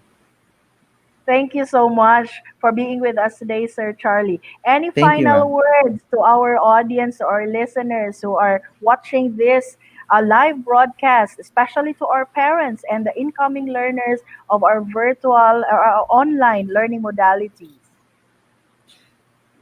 The Panabo National High School online teachers are very ready for the coming school year uh, in August 24, 2020. We are very excited to meet our students and we are very ecstatic now to arrange our activities in a manner that will not be burdensome. For some of you, it will just be filled with interactive content where fun and learning is still evident. Thank you so much, sir. I would have to agree with that fun and excitement that you can share Yes, in this ma'am, particular online learning in modality. Sir online. June, you have further questions? Yes, actually, ma'am, first allow me to commend the Panabo National High School for the initiative of having a separate classroom or the virtual classroom that you have mentioned and also that you have shown during your presentation a while back. And also, ma'am, I just would like also to say to ask Sir Charlie, um, since Ma'am Jo already asked regarding with the challenges that you have encountered with the device that you are using, particularly on the audio. Sir, how about for example, kapag nagkakaroon naman po tayo ng technicalities when it comes to the connectivity of our students, how do we address that one? Thank you very much for that wonderful question, sir. For online learning, we need to emphasize two ideas. Number one is synchronous learning. Number two is asynchronous learning. If a student is experiencing internet connectivity issues, we may as well recommend that the student only be allowed to answer asynchronously, which means that in his or her preferred time, especially that here in our country, whenever it rains, your internet connection also stops. So we really have to consider those. And we online teachers in Panabo NHS are very considerate for such issues. Yes, and of course, sir, since this you will be doing the synchronous teaching, and I presume that it is also recorded, so we can also download that one and then let our what do we call on this? Let our students, our learners, use the download version of that or the Yes, copy of sir. it, and then they can follow it, diba, with what you Yes, have sir. said in asynchronous way. That's Mm-mm. also one of the most exciting things because you can record the highlights of your discussion and have it replayed for students. Yes. And Ma'am Jo, Yes, with the sir. updates for the virtual classroom, only one virtual classroom do you have in Panabo National or tatlo din po? Or tatlo ba yun? Or isa lang? Isa lang yung naroon? Panabo National High School has actually prepared 26 virtual classrooms for the online Yes, sir. platform. 21 will be Wow! utilized by the junior high school and 6 for our senior high school. Wow! But in the teaching force, ma'am, paano yung approach nyo nito? Ano ba to? Tulungan ba to? Team teaching ba ito? Or in a particular virtual classroom or yung physical virtual classroom, yung nakikita natin yung structured pero inside is another virtual setup in which ito nga yung ginagamit ni Sir ngayon, yung green screen. Meron Yes. ako nakita kanina na may laptop, meron naka ring light, at yung high definition na camera. Ano ba to, ma'am? Tulungan ito, team teaching ang gagawin ng mga teachers dito? Yes, Sir June, definitely. So, um, each teacher handling online class will be holding his or her class for in these particular classrooms. So, our teachers will be teaching the same subjects and the same contents will be sharing in putting up the lessons and perhaps made some modifications depending on the needs of their respective learners. Yes. Thank you so much for that clarification, ma'am. And Sir Charlie, another question for you, sir, is that since I have observed during your video presentation, no, na Yes, sir. there is really a complete setup, a complete package of the readiness of your virtual classroom in Panabo National High School. How about, sir, with the how do we call on this? The access of our students. Hindi ba tayo makaka-experience niyan, sir, ng halimbawa online traffic as they access? Ano po ba inaayos yung number or yung number of students in a particular virtual classroom like the Google Classroom na ginagamit nga po natin? Paano yun, sir? How do you do the approach of this or the strategy on this to manage the number of students in a particular virtual classroom? Yes, sir. The number of students in a particular virtual classroom actually is predetermined because we have sections already identified to be online that consists of 30 to 40 students. Yes, sir. And in terms of classes, whenever a student cannot attend owing to internet connectivity issues like when it rains or other similar situations, we will just consider it's still manageable, sir, because the class size is still 30 to 40. Yes, and the capacity of the Google Classroom is up to 250 if I'm Yes, sir. yes, Exactly. yeah, 250. So talagang And kayang-kaya Sir lang. June, Kaya, sir. Yes, ma'am. And Sir June, may I add, for our classrooms, so for the 26 classrooms that we have prepared, these are all reserved only and solely for online teachers. And as of this moment, our school have section students, um, with each section having only 30 in population for each section. There are only 30 students. Ayan, so talagang manageable, Ma'am Jo, kasi 30 and then of course, although kung titingnan natin as per information from Sir Charlie with the consideration of the health issues naman when it comes to virtual classes, 20 to 30 minutes, 30 minutes is actually the Yes, maximum of sir. virtual class, right? And really, this is really manageable considering the fact that our students will be having at least 8 subjects, di ba? So talagang kayang-kaya. So ibig Yes, sir. sabihin yan na your school, particularly in SDO Panabo City, is really prepared for this online teaching. And Ma'am Jo, how about naman po Yes, doon sa sir. ating ano naman yung paghahanda o naipakita naman yung paghahanda of course with other modalities, but I just want to ask kung paano pa yon, ano pa yung magiging proseso po na gagawin ni Panabo National when it comes to the other modalities naman po, particularly sa modular. Kasi ang naintindihan ko po nung unang araw na ibinalita nyo sa amin, the distribution of modules is already inside the Panabo National, then may mga protocols na susundin, may ayusan, lahat po. Ano pa po ba yung ibang paghahanda pa ninyo ginawa po para dito? Lalong-lalo na now we are in the implementation of the distribution of the modules kahapon and then ngayon, ano naman po, may mga iba pa bang nais naming dapat naming malaman para at least yung nakikinig sa atin ngayon at nanonood ay mayroon ding impormasyon para dyan. Okay, sir. So yesterday, our SDS have already highlighted that Panabo National High School has the capacity for reproduction of the modules once we already receive the go signal to do the reproduction of these quality assured modules. Now, at this point, our school has created already our reproduction team. They will be the ones in charge who will reproduce, sort out these materials, and um, gather them for ready for distribution.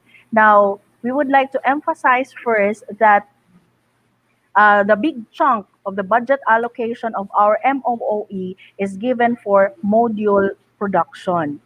Now, regarding this module distribution, we would like to emphasize again that we have Panabo National High School as the pick-up point for those who have easy access to the school.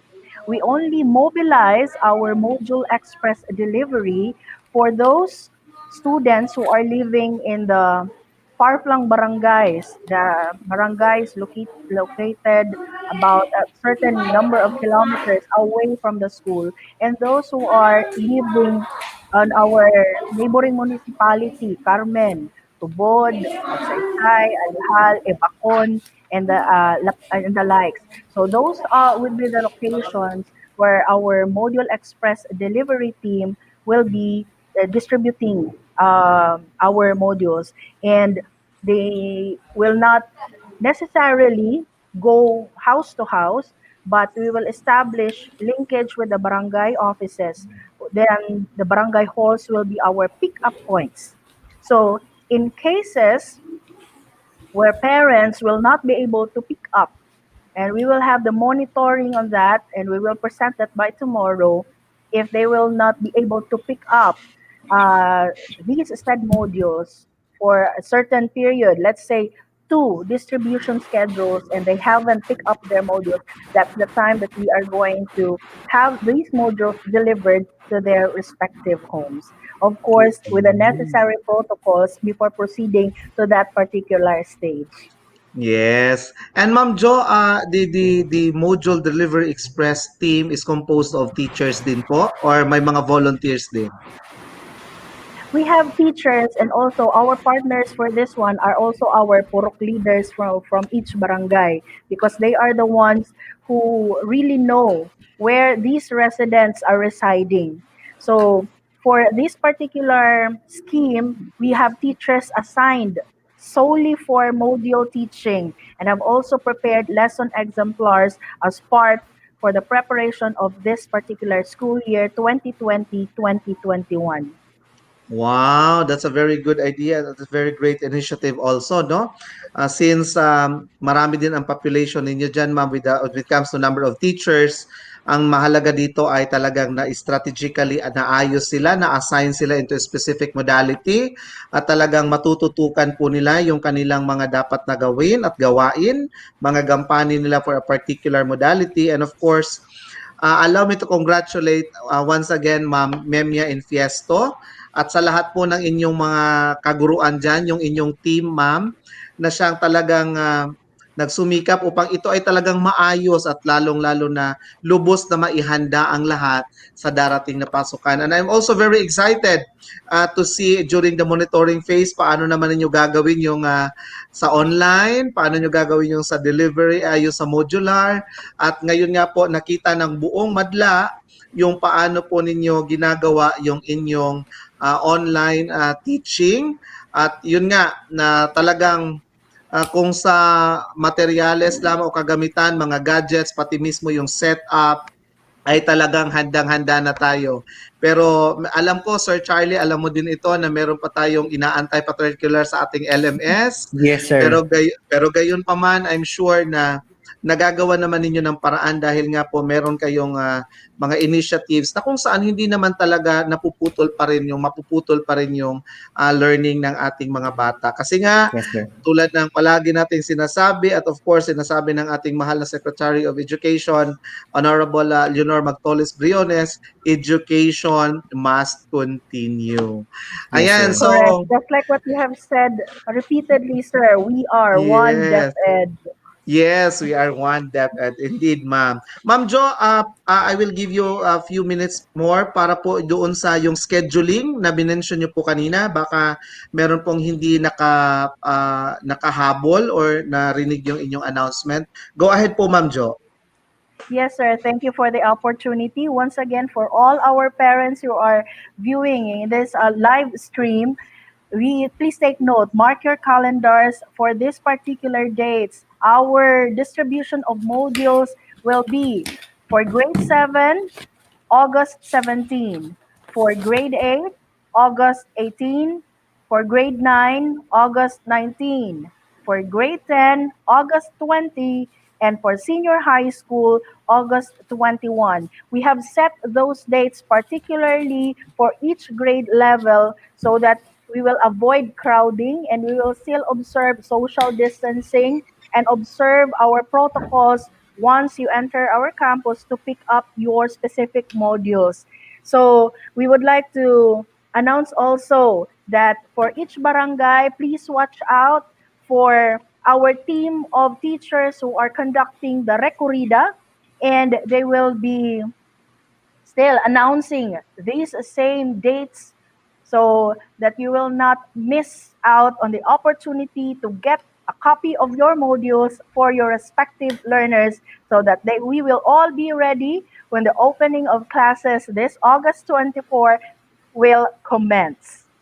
Yes, and Ma'am Jo, matanong ko lang ano, pasensya na talaga kasi bibigyan Yes, natin ito sir. ng mga paglilinaw ano. Ito ding mga dates na ito mga schedule na ito, I believe meron din kayong social media accounts, 'di ba? Kasi yung Yes, mga bata sir. natin, mga Facebook pages, andoon din po ito, tama?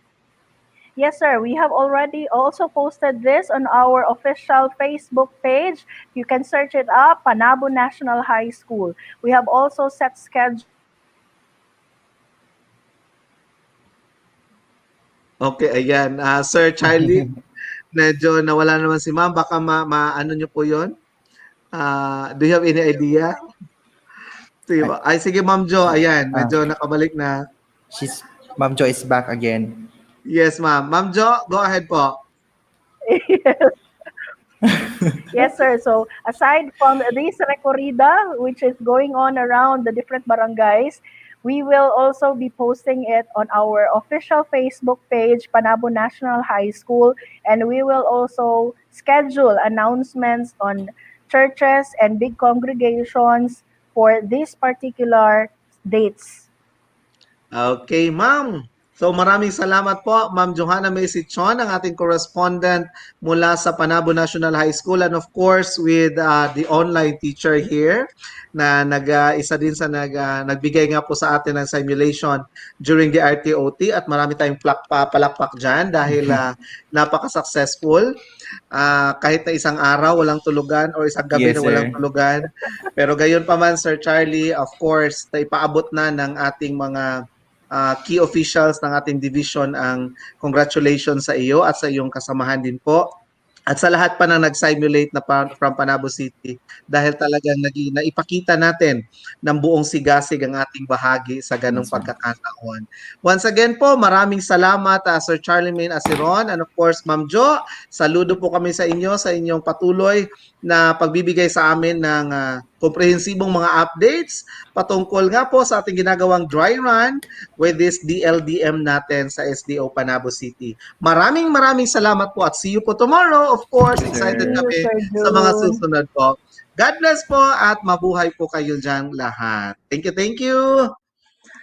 Ayan po, nakasama natin live na live at napakaganda po na ipakita ng ating mga correspondents, ng correspondent natin at ng kanyang mga kasamahan dyan sa Panabo National High School, ang patungkol nga po sa ating mga ginagawang pagsasahimpapawid ng ating SDO Panabo City Dry Run on Distance Learning Delivery Modalities Updates for Day 3, August 5, 2020, the implementation phase po na ginagawa ng bawat school sa ating tinatawag na dry run sa SDO Panabo City. Okay, before we proceed to our next correspondent, which will be from AO or Antonio of Florendo National High School, makakasama natin muna si Sir Eric Dalumpines para bigyan po tayo ng update kung alin ilan o ano na ba ang nangyayari sa ating enrollment.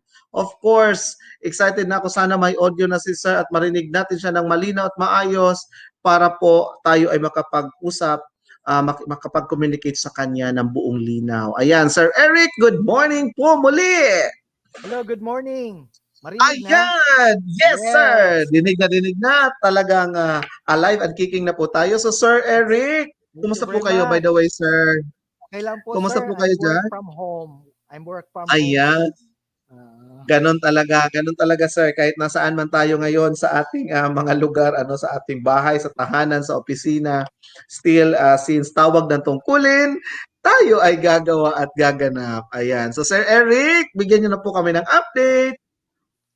Okay, magandang umaga po sa lahat. Ngayon po, in the public schools, we have a total enrollment of 45,759. No? Now, for the kindergarten, we have the enrollment of 3,221. And the elementary, from grade 1 to grade 6, we have 22,519. And in junior high school, we have 13,613. And in senior high school, we have 4,716. In the alternative learning system, we have 1,650 with a total enrollment of 45,719. Now, if we are going to look into the enrollment of the public school in school year 2019 to 2020, compared to this current enrollment that we have, though we still have a number of days before we can start the klase, we have a difference of enrollment. Nag-decrease po yung enrollment natin sa kindergarten. We have only 95.52% compared last year. In the elementary, we have only 96.27% now compared last year. In the junior high school, we have also 98.80%. However, in the senior high school, we have malaking increase in the enrollment. We have 136.14%, an increase of 36.14%, which constitute about 1,252 learners. All in all, in the division on public schools data, we have an increase of 63 pupils and students. No? Now, in terms of combination between public and private, a total enrollment now in the division is around 49,425. Now, that's the total enrollment, both public and private. Now, in the kindergarten, in both public and private, we have a total enrollment of 3,271. In the elementary, from grade 1 to grade 6, we have 23,119. In junior high school, we have 14,915. And in senior high school, we have 6,470. And overall, in our performance, we have 88% enrolled compared last year. So around, may nawala tayo na hindi pa nagpa-enroll, around 6,814 compared last year. So yun ang estado natin ngayon ng ating division in terms of the enrollment. Yan, sir. Pero at least, sir, talagang nakikita natin, sir, na kahit nga po nasa panahon tayo ng pandemya, still, ito nga po tinatawag natin na nag-i-increase pa rin at meron talagang trust ang ating public into our DepEd na talagang itong edukasyon natin ay makontinue. And of course, we are very grateful for Panabo City particularly that our community is really responding to the call that education really must continue. And with the numbers that you have mentioned, sir, talagang napakaganda po ng ating enrollment rate. So tulad nga po na sinabi nyo, compared last year ay talagang tumataas pa rin tayo at yan po ay isang napakagandang indikasyon na talagang magpapatuloy ang pag-aaral ng ating mga kabataan kahit nga po sa panahon ng pandemya. So Sir Eric, wag niyo po muna akong iwan ha. Samahan niyo pa po muna ako sa pagsasahimpawid natin dahil sir ang makakasama nating correspondent sir at mamaya makikipagtalakayan tayo sa kanila. pagkatapos ng kanilang presentasyon. Of course, andito na po ang correspondent natin, Sir Eric, mula po sa Antonio O. Florendo National High School. We have Sir Edmar Atwil para po magbigay sa atin ng update patungkol naman po sa ginagawa po natin dry run. We are now on the implementation phase. Day 3 po ng ating ginagawang distance learning delivery modalities update. So Sir Edmar, good morning.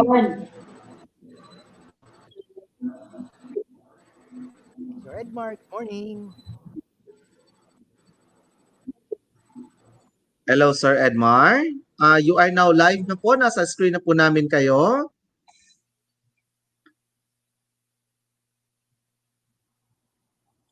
Ayan.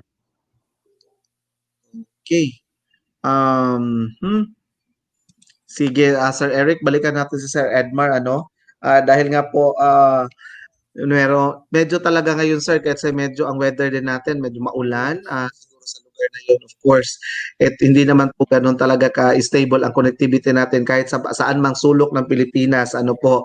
So, sana po matulungan tayo dyan ng ating mga kapanalig o kapatid natin, kaibigan po natin dyan sa ating DICT na sana po maanuhan ito, mabigyan ng solusyon para po maging maayos ang lahat sa pagsasahimpapawid natin. Lalong-lalo na, sir, meron tayong online learning. Ano nga po. Okay, so sir, ito na po, nakabalik na si Sir Edmar. Sir Edmar! Yes, hi. Good morning, Sir June. Good morning, Sir Eric. Ayan, so Sir Edmar, nakabalik na po kayo. So, Yes. Sir Eric, patuloy na po ba tayo sa kanyang pagbibigay update o may nais pa po kayo sabihin mo na, sir? Go ahead po, Sir Eric. I would like also to thank yung sa lahat ng mga school learners in charge yung sa LIS, in terms of our tagging in the learners enrollment survey form doon sa LIS, in the entire Philippines, we have already 81.62%. Kaunti na lang po ang hindi natin natatag doon sa ating LIS, Learners Information System. So I would like to congratulate all the teachers and at the same time the LIS coordinators of Panabo City Division. Wow, that's a good news, sir. Talagang umaarangkada si Panabo, ano? Basta Panabo talaga panalo at of course, Bibo. Ayan. Okay, so Sir Edmar, we are ready na po to hear your updates coming from your school, Antonio O. Florendo National High School. Go ahead po, Sir Edmar. Yes, well, thank you so much. This current school year is quite a challenge for everyone po. Kasi nga, may pandemic na nangyayari. And we all know that even though that this is happening right now, we still have to continue education. That's why DepEd, together with all the divisions, especially the division of Panabo City, is doing everything we can para mabigay ang quality education na deserve ng ating mga bata. And of course, with our school, AO Clarendo National High School, we are doing things na para sa convenience naman ng ating mga bata. Especially nga kahapon sa nakita nating mga videos na yung mga modules na ginawa is hindi na pinapunta yung mga bata sa school, but instead we had initiated that the modules will be delivered directly to their puroks.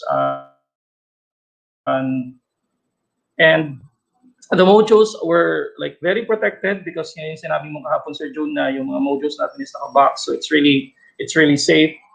And even though that we did the distribution, the good thing about what we did is we still follow the guidelines. So we still follow social distancing. And if you took a look at the pictures yesterday, meron din kaming yung sa temperature.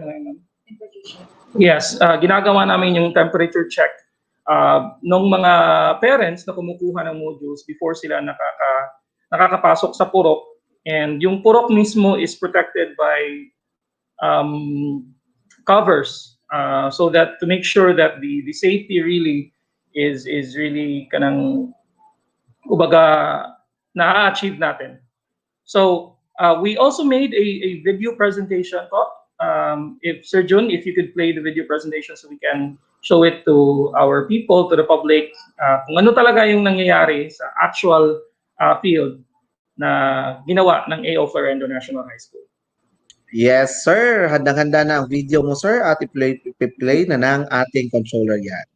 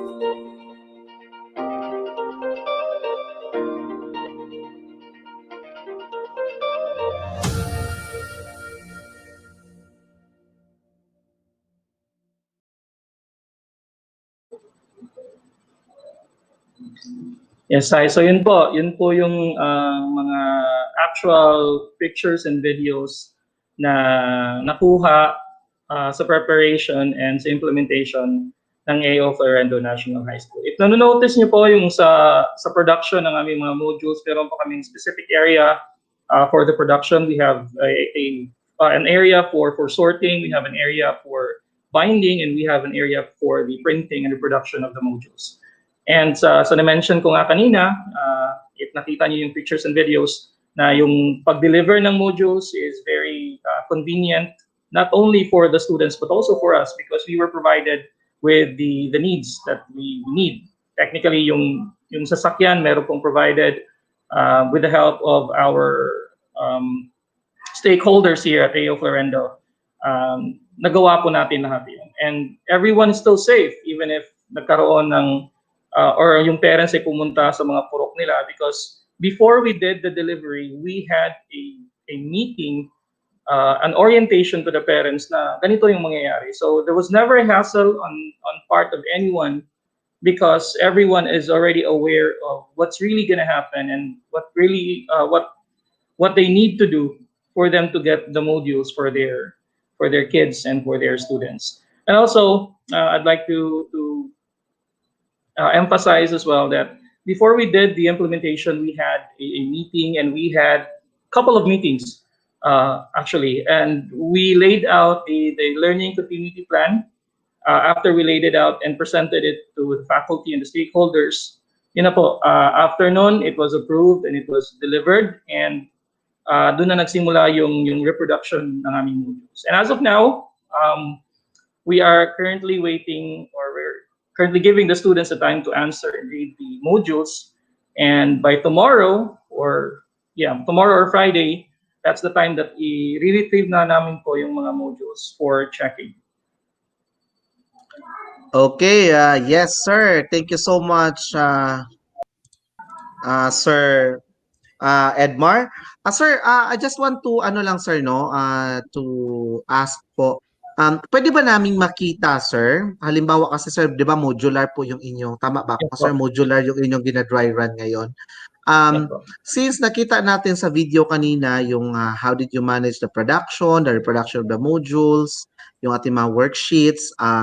Sir, can you show us also maybe tomorrow if not possible ngayon, yun naman pong sa teacher side na paano niya po gagawin yung pagtuturo kahit na modular, at least mapakita natin na into the public na hindi lang basta ibinigay lang natin yung module sa mga bata. Of course, kailangan din na nasusundan ng bata anong gagawin sa module. Kasi baka ang assumption kasi ng iba na kapag binigyan mo na ng module, bahala na lang si learner na magsa-answer kung kahit saan na siya pumunta. Pero yung at least yung instruction, meron bang ginagawa si teacher, parang ganun. So at least sir, maipakita natin na talagang makukompare kasi yan, hindi natin maiwasan of course. Makukumpara kasi yan na bakit sa online talagang updated sila na ito yung lesson namin.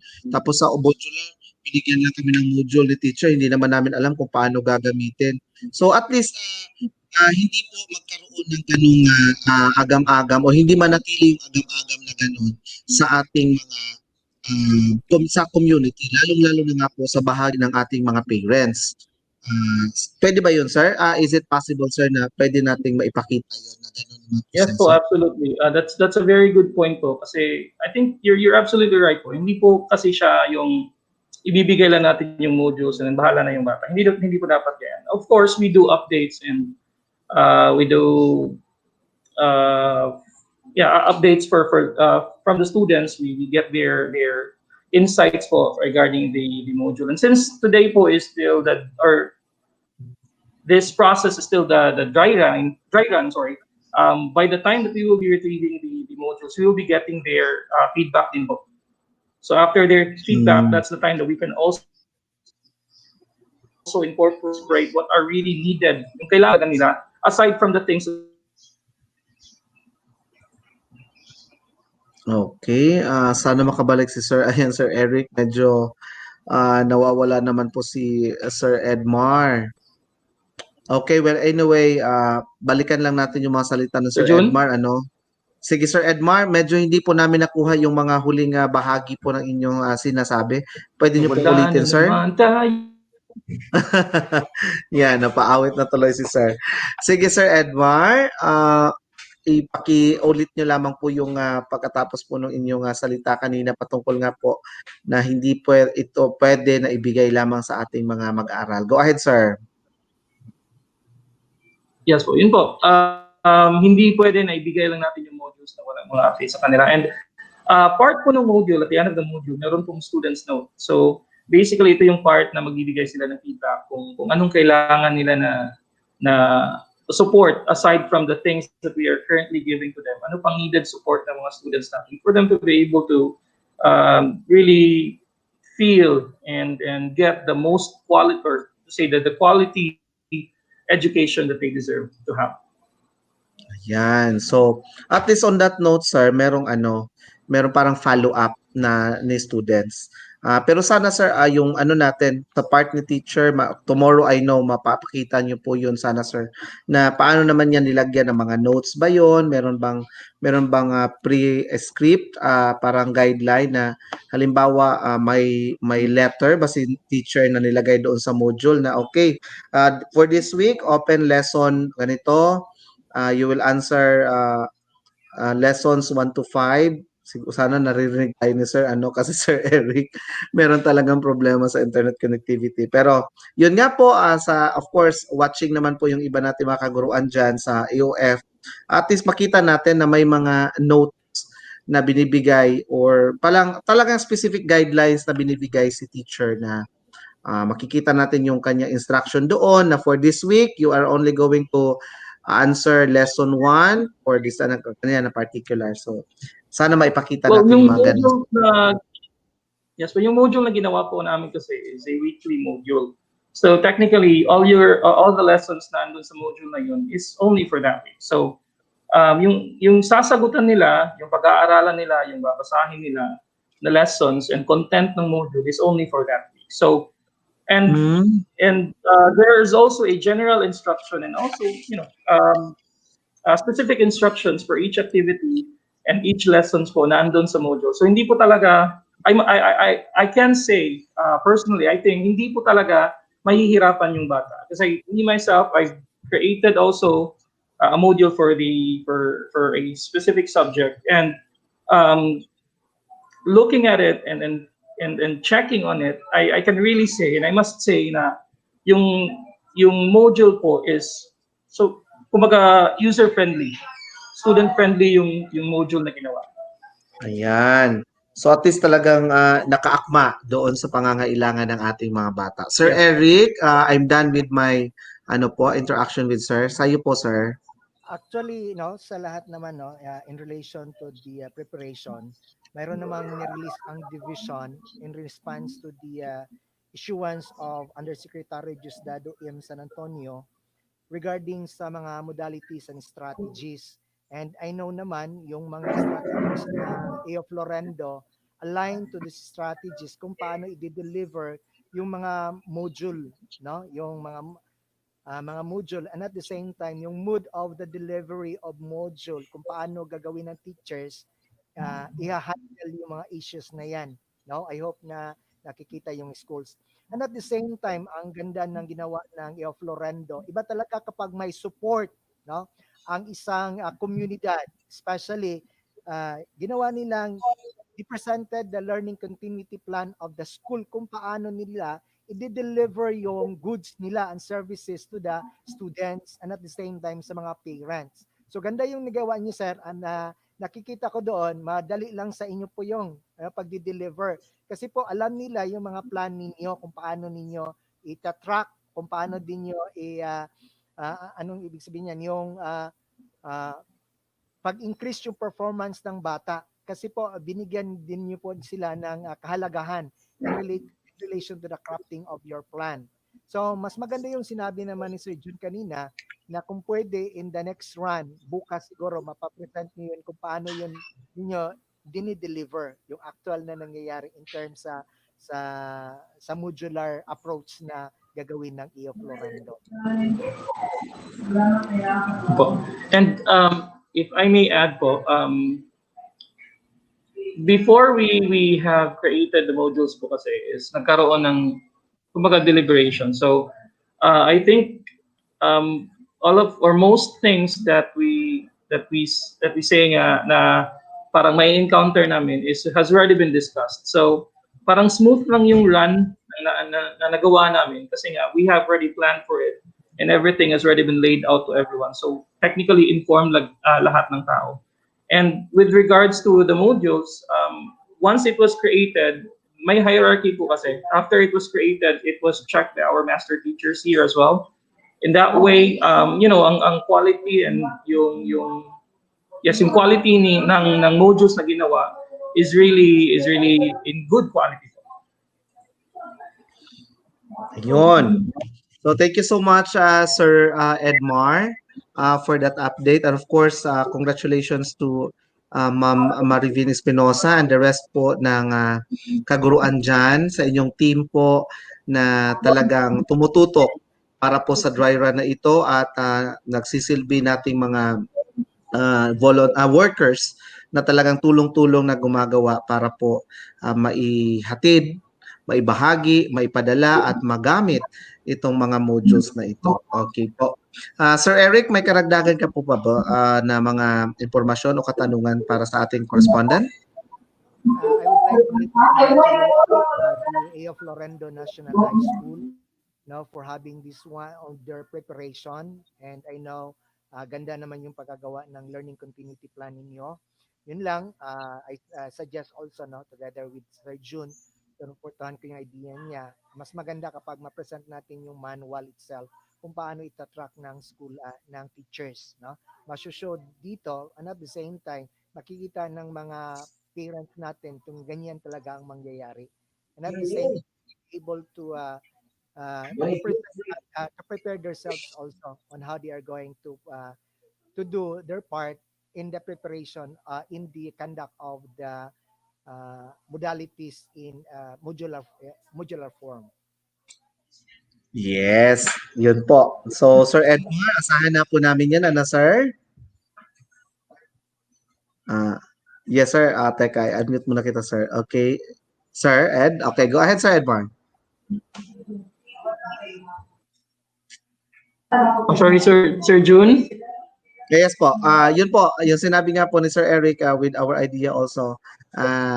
Sana po yun magpakita natin talaga yung step by step, yung manual na natin para makita din ng madla kung paano natin yung ginagawa. Ano po, sir? Thank you so much, sir, ha? Sana Yes po. Okay po, so once again, salamat po sa inyong oras at panahon na inilaan po sa atin, Sir Edmar Atwil ng AOF National High School, ang atin pong correspondent dyan. Mabuhay po kayo, sir, and see you tomorrow for another update, and of course hanggang sa day 5 natin na talagang buong-buo na. Thank you, sir. Ingat po kayo dyan, and regards also to Thank you, Sir Eric. Tumam i-phone po atin po sa inyong school. Thank you, sir. Mabuhay po kayo. Ayan, Sir Eric, nakatatlong paaralan na tayo. Natapos na natin ang Panabo City Senior High School, Panabo National High School, at ang A of Lorendo National High School. Ayan, Sir Eric, kindly test po your mic, sir, kasi medyo hindi na po namin kayo naririnig ulit. Hello. Ayan, sir, okay. Okay, may doing na. Yan, opo. So Sir Eric, actually meron pa tayong isang correspondent, sir, from Sindato National High School. But unfortunately, sir, since day 1 po hindi natin sila nakakasama ng live dahil po, sir, ay yung kanilang mismong connectivity doon sa kanilang internet ay ngayon pong araw na ito inaayos ng kanilang provider kasi nagka-problema nga po talaga. But then, sir, ganun pa man ay nagpadala po sila ng kanilang update video, pre-recorded video para po sa update. Kasi sir, napakaganda ng modality na kanilang i-dry run. Yung radio-based instruction, sir, RBI po sila doon. So ngayon, sir, ipapakita natin yung video ng Sindato National High School para po sa kanilang update sa kanilang radio-based instruction na modality. But then, sir, bukas at sana maayos na nga po yung kanilang internet ay makakasama natin sila ng live na po hanggang sa Biyernes. Sana maayos na po yung kanilang connectivity doon. Ano po? Okay, so Sir Eric, let us all watch this pre-recorded video on the updates of RBI of Sindato National High School for the Distance Learning Delivery Modalities, Dldm, Day 3, August 5, 2020.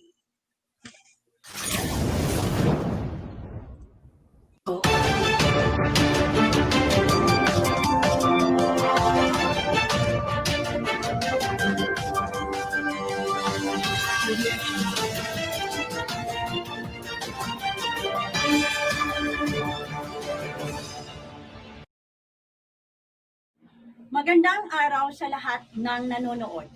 Ako si Lichelle Ormo, kasalukuyang kumakatawan para sa mataas na paaralan ng Sinaton at magbibigay ng impormasyon sa aming mga hakbang para maisaayos ang napipintong bagong taong panuruan. Matatandaang binulabog at benerwisyon ng pandemyang COVID-19 ang buong mundo na naging dahilan ng pagbabago ng pamumuhay ng bawat isa. Ganun pa man, hindi nagpatinag ang ating gobyerno, lalong-lalo na ang kagawaran ng edukasyon na ipagpatuloy ang pagtuturo ng kaalaman sa mga mag-aaral sa gitna ng kinakaharap na pagsubok. Dahil dito, ang ating paaralan, Sinaton National High School, ay lubos na nakikiisa sa paghahatid ng mga karunungan sa ating mga kabataan. Kaya nitong buwan ng Mayo ay nagsagawa ang mga guro sa Sinaton National High School ng survey para sa mga kakailanganing datos sa pag-iimplementa ng New Normal Education. Samantala, base sa nakuhang datos sa Learner Enrollment Survey Form, pinakamataas na porsyento sa mga mag-aaral na ang pinili ay modular distance learning. Ang survey ay naglalahad rin na kadalasan sa mga magulang dito ay nakapagtapos lamang ng elementarya at may iilan lamang na nakapagtapos sa sekundarya. Kaya mahihirapan sila sa paggabay sa kanilang mga anak sa mga aralin nila sa modules. Ang mga kadahilanang ito ang naging daan para ilunsad ang Radio on Sinaton 88.9 Mini FM radio station. Ang isa sa paraan upang maihatid ng maigi sa mga mag-aaral ang dekalidad na edukasyon. Noong buwan ng Hulyo ay ikinabit ang radio transmitter sa paaralan ng Sinaton para sa katuparan ng paglulunsad sa Radio on Sinaton, a radio station for education. Istasyon sa himpapawid, kaalaman ang hatid. Alinsunod sa tuntunin na ibinigay ng Region Office na magkakaroon ng dry run para sa bawat modality na ilulunsad ng mga paaralan, naghanda ang ating paaralan ukol dito. Bilang update sa isinasagawang paghahanda, ay napagkasunduan na kukuha ng 30 mag-aaral mula sa grade 8 na kasali sa gagawing dry run sa Science 8. At sa senior high school naman ay kukuha rin ng 30 mag-aaral para sa aralin nila sa organic agriculture production. Noong Biyernes ay ipinamahagi na ang mga module sa Science 8 at sa araw na ito naman ay ipamamahagi ang modules ng grade 11 para sa organic agriculture production. Mamayang hapon ay kukolektahin ang resulta ng pretest para mapag-alaman ang mga least learned competencies na siyang dapat pagtuunan ng iba yung pagtuturo gamit ang radio-based instruction. Hinggil naman sa best practices na naipamalas namin sa pagsasagawa ng programang ito, unang-una ay ang matinding suporta ng mga opisyales ng barangay, mga purok leaders at ng stakeholders at ang pagkakaisa at kooperasyon ng mga guro, ang pakikilahok ng mga SSG officers, lalo na sa paghahatid sa mga modules, at higit sa lahat, ang walang humpay na suporta ng aming mahal na punong guro, Sir Glenn Patriarca, mula sa unang araw ng kanyang pagkadestino dito at hanggang sa mga sandaling ito. Ayon sa kanya, na kahit humaharap tayo sa matinding pagsubok, ay dapat isaalang-alang natin ang patuloy na pagbigay ng dekalidad na edukasyon sa ating mga mag-aaral. At kaugnay sa pahayag na yan, ay makakapanayam natin ang ating butihing punong guro, Sir Glenn Patriarca. Morning, sir. Sa 5 modalities, bakit ang radio-based instruction po ang inyong napili? With our future direction in this new normal, we assess the students' skills and capabilities towards learning. We discuss their weaknesses. We even talk on their family status, financially and morally.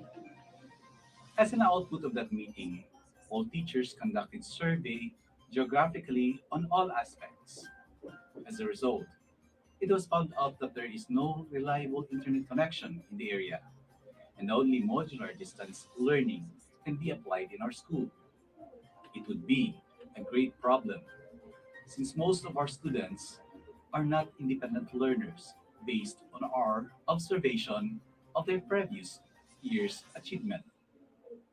Moreover, in the making of the school-based learning continuity plan, we discussed and teachers raised that there should be an alternative way in handing out education. With the advice of our public schools district supervisor, Sir Neil Michael Diazis, we learn and we ask assistance and we pattern the installation of a mini FM station. From Sir Neil's friend, Sir Jom Herrera from Tawa, we discuss their weaknesses. We even talk on their family status, financially and morally. As an output of that meeting, all teachers conducted survey geographically on all aspects. As a result, it was found out that there is no reliable internet connection in the area, and only modular distance learning can be applied in our school. It would be a great problem since most of our students are not independent learners based on our observation of their previous year's achievement. Moreover, in the making of the school-based learning continuity plan, we discussed and teachers raised that there should be an alternative way in handing out education. With the advice of our public schools district supervisor, Sir Neil Michael Diazis, we learn and we ask assistance. Thus, we procured and installed the needed materials and equipment. It was a success. The frequency reaches 3.1 kilometers, enough that more than 95% of students can avail of the radio-based instruction. As it was said by the host, Ma'am Lichelle Ormo, radio-based instruction for Sdo National High School is a localized and contextualized supplement to the modular distance program. This would resolve our problem. Ito naman po ang pangalawang katanungan. Sa iyong obserbasyon at pananaw, ano ang magiging epekto nito sa mga mag-aaral natin sa kasalukuyang panahon? Epekto sa mga estudyante? Probably. This plan will work in accordance to our vision that this would aid the students in learning. Moreover, the process and methods have been laid out. Hope it will work. We're still on the trial and error process. A lot of things needed to be discussed after this dry run. And what would be the outcome of the dry run? What needs to be changed or what needs to be done? It is still on a developmental stage. We just focus on our vision para sa bata, para sa bayan. Ang panghuling tanong, ano-ano po ang inyong mga naging hakbang para maisakatuparan ang radio on ng Sindaton? Mga hakbang. With the help of Sir Neil Michael Diazis, we have stepped a bit by bit towards the installation of a mini FM station. And with the support, the Go Signal of the Schools Division Office of Panabo City, headed by our Schools Division Superintendent, Sir Reynanti Solitario, we smoothly achieve what needs to be done.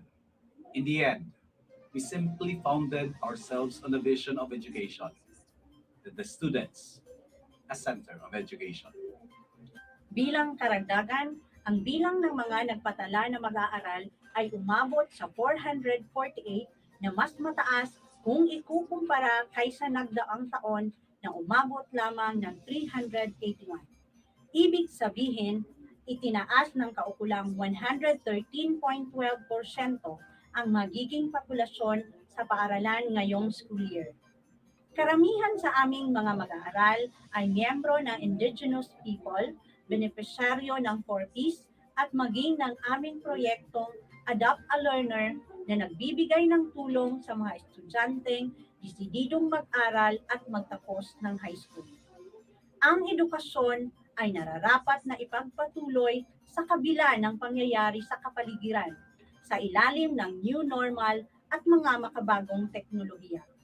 Kung hindi man natin magampanan ang tradisyonal na pag-aaral, ay maghahanap tayo ng mga epektibo at ligtas na paraan, hindi natin maaaring isuko ang mga pangarap ng ating mga mag-aaral dahil lamang sa pagsubok na ito. Sa tulong at awa ng Diyos, tayo ay magiging matagumpay. Isulong ang edukasyon. Ito po ang inyong lingkod, Lichelle Ormo.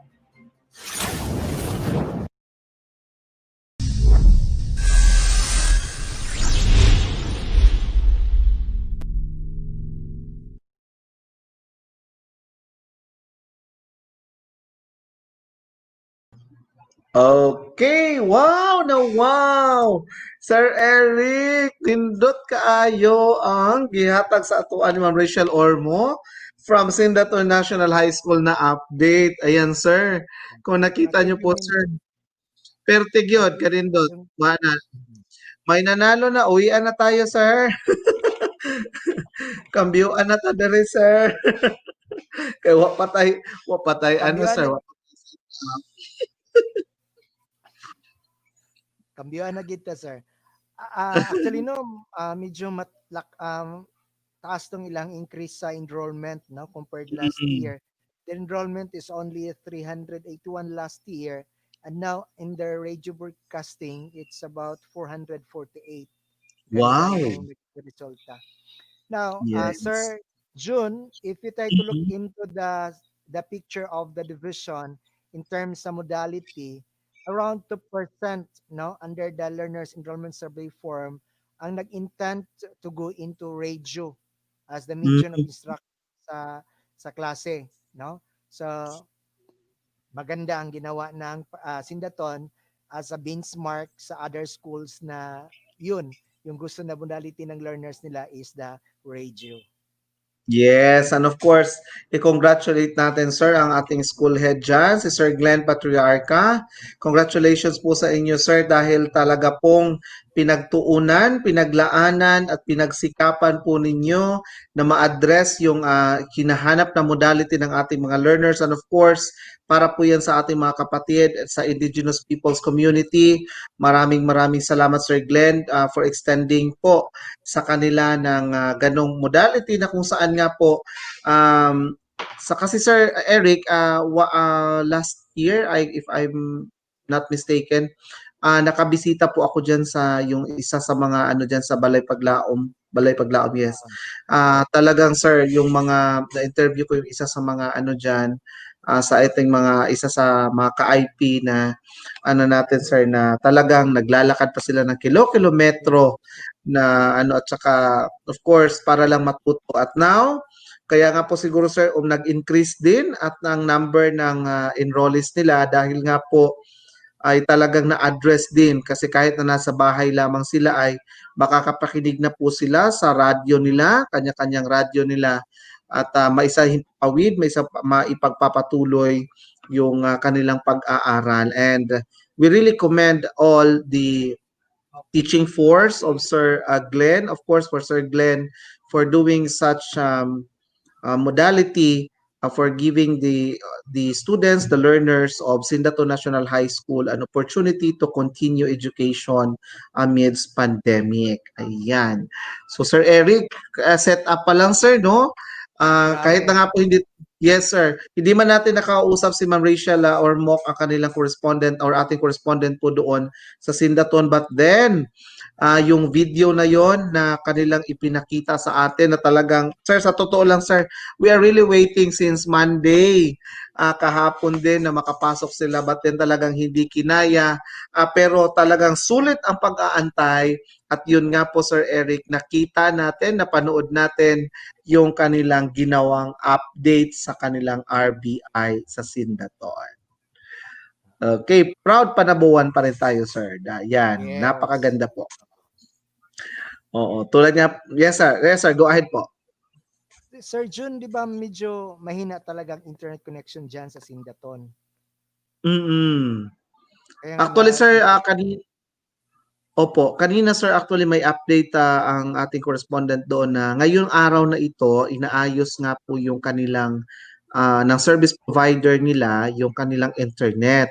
So Wow. hopefully sir, bukas at saka sa Biyernes ay talagang makakasama natin sila ng live na live dahil nga po sir, meron din tayong regional monitoring team na nanonood din po sa atin ngayon. Of course sir, nais nating batiin si Ma'am Mary Jane Aldiger, ang team head po ng naka-assign sa ano natin,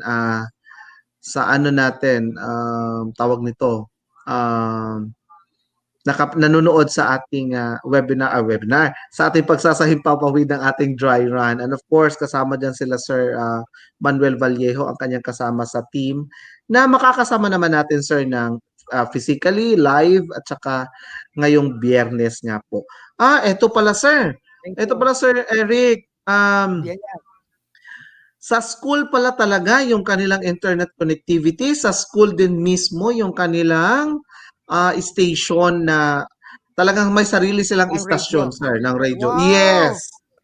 Ayan. Very So good. talagang yes, walang ano sir, Yes. talagang Ang school. Ayan.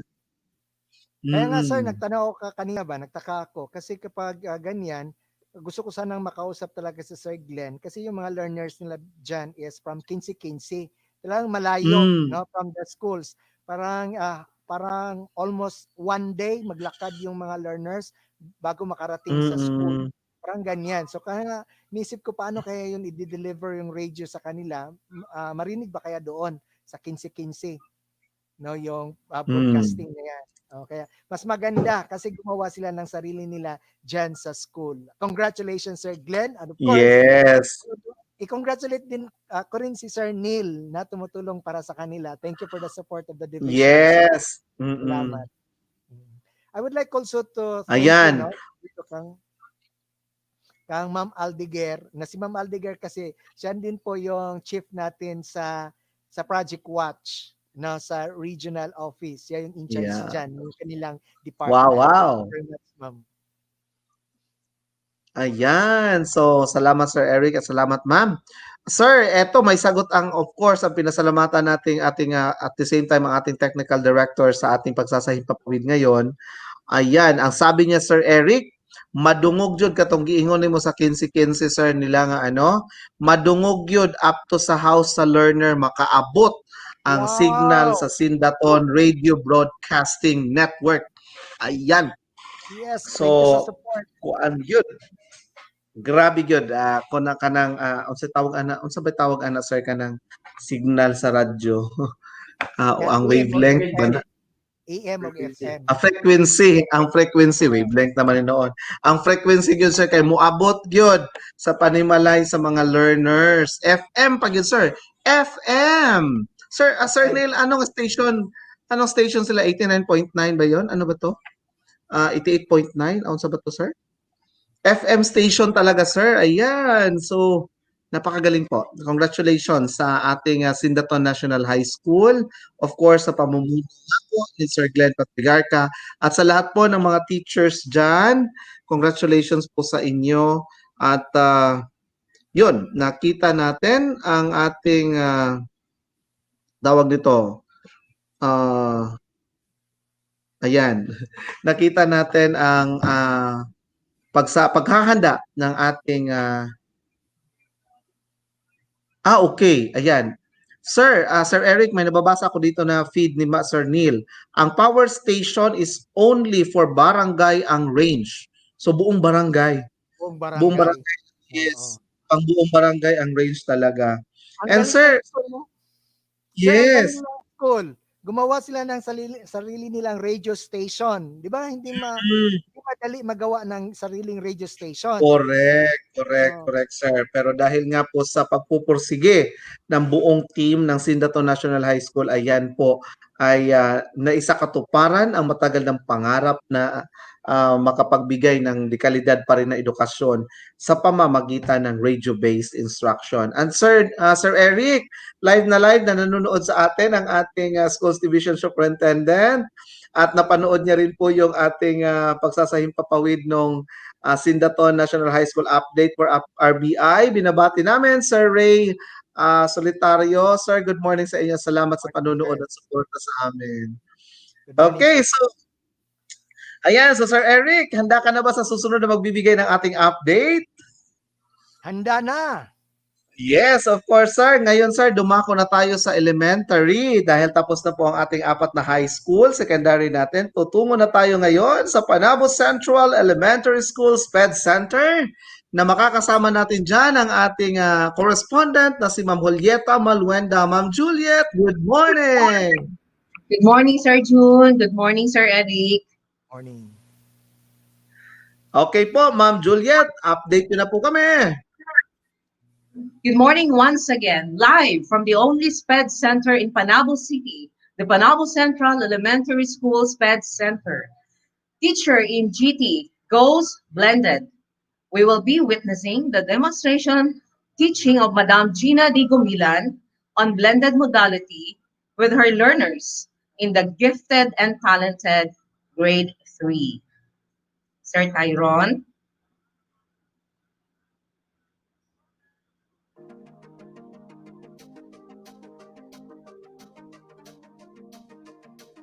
Oh, asa man ka koy? Bae, lalaki. Asa man na? Lalaki. Okay. Oh, sige, kolorin na yang noun. Baon sa bulsa, Skyfix. Yan na to. Viruses at germs. Nagdadala kayo ng sakit sa Pilipinas. Tumex ang katapat nyo. Patay ang 99.9% ng disease. Ay, nawaan na to. Ano yan? Ano siya? Ano siya? Direction guide by the parents. Let the learning to tell the day today. Yes, is the and tomorrow.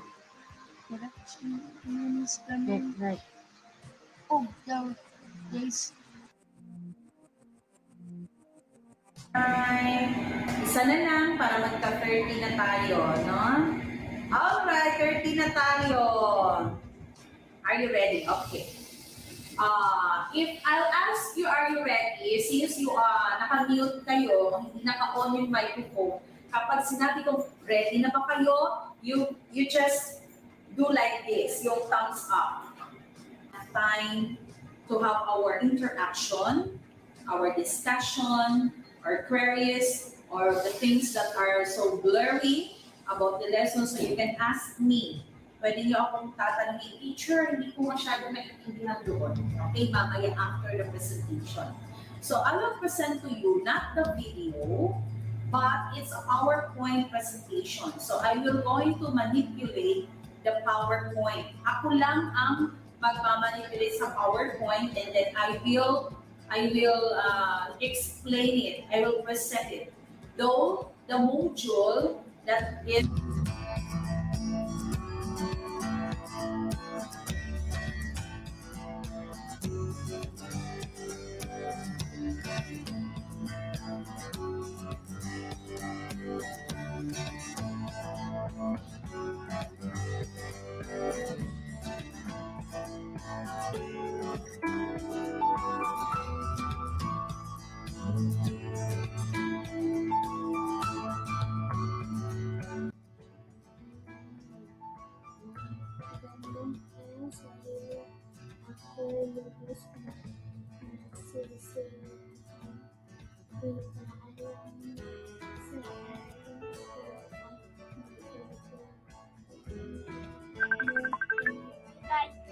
Kabayo, hardin, lika.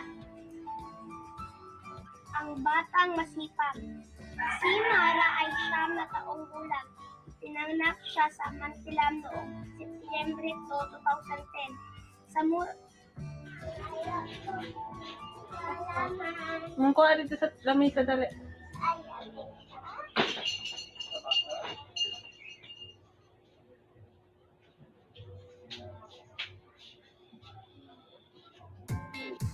Okay, basahin mo na. Tingnan mo ang mga larawan sa bawat bilang. Isulat ang letra, sapat lang at pumili ng sagot sa kahon. Okay. A. Matalinong guro. B.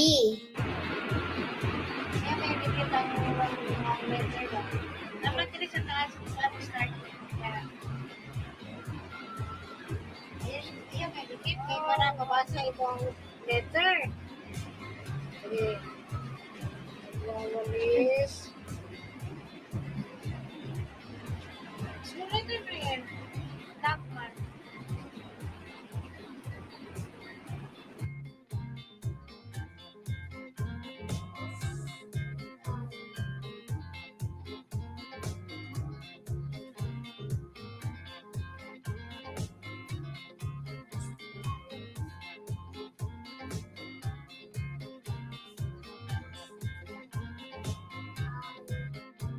Tingnan mo ang larawan sa bawat bilang. Isulat ang at magkaroon sa So, muna siya ang kahol na ay mga choices. Hindi ko siya.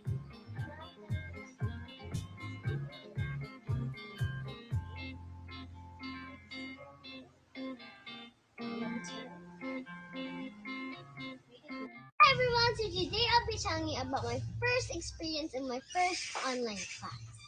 So first of all, I had fun learning and meeting my new classmates, especially to my teacher Jin. I had fun learning and answering a lot of questions that my teacher asked me to.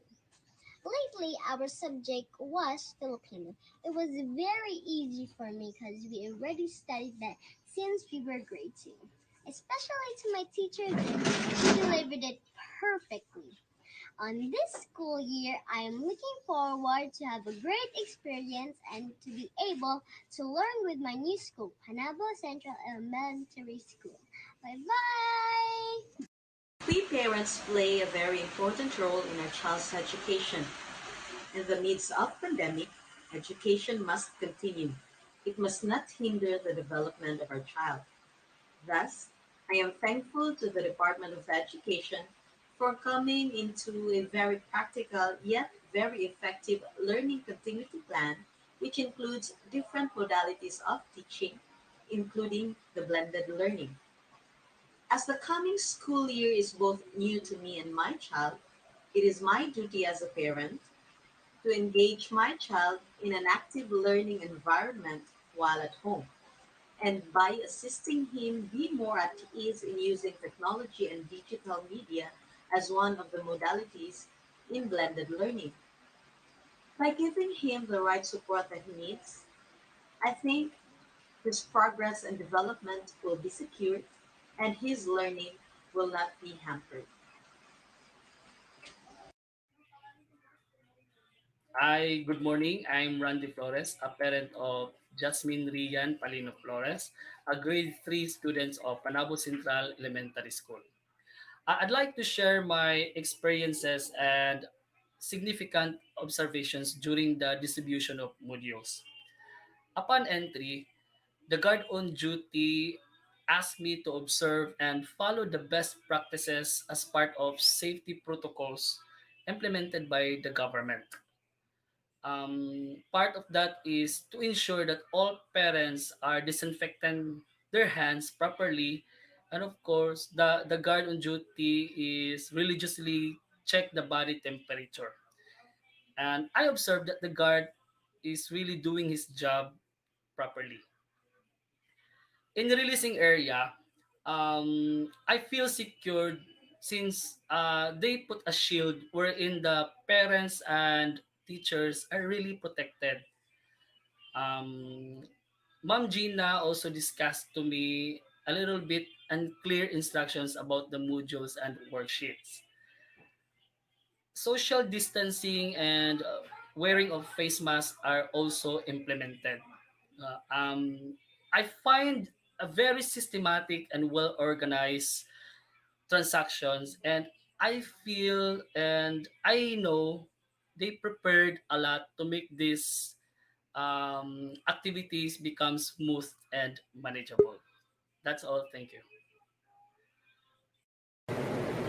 Hello everyone, I am Gina D. Gumilan, Teacher 3 of Panabo Central Elementary School SPED Center.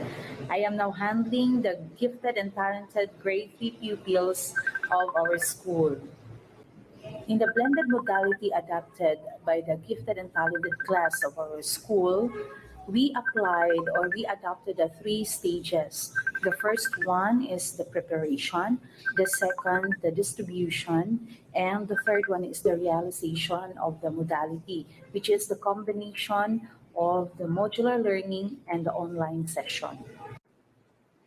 32 pupils out of 36 pupils in my class were present during the online session. The good thing was the children or my pupils, most of my pupils, were responded well during my lesson presentation. They also shared that they viewed clearly the presentation and also they heard my voice clearly too. Maybe because of good internet connectivity in their site, also here in school. Parents were also asked to assist their children during the modular learning session at home. And they were also informed and given some strategic ways on how to assist their children.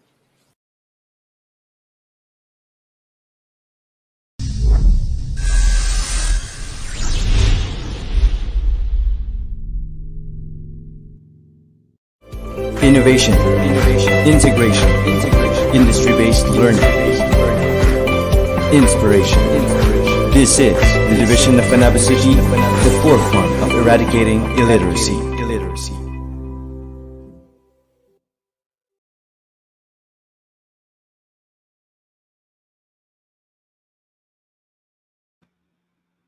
Elson, or the Learners with Special Educational Needs teachers, delivered the initial worksheets yesterday. It was shown in the previous videos that they have given corresponding instructions or the love letters per se, detailing what to do with the materials received by the parents.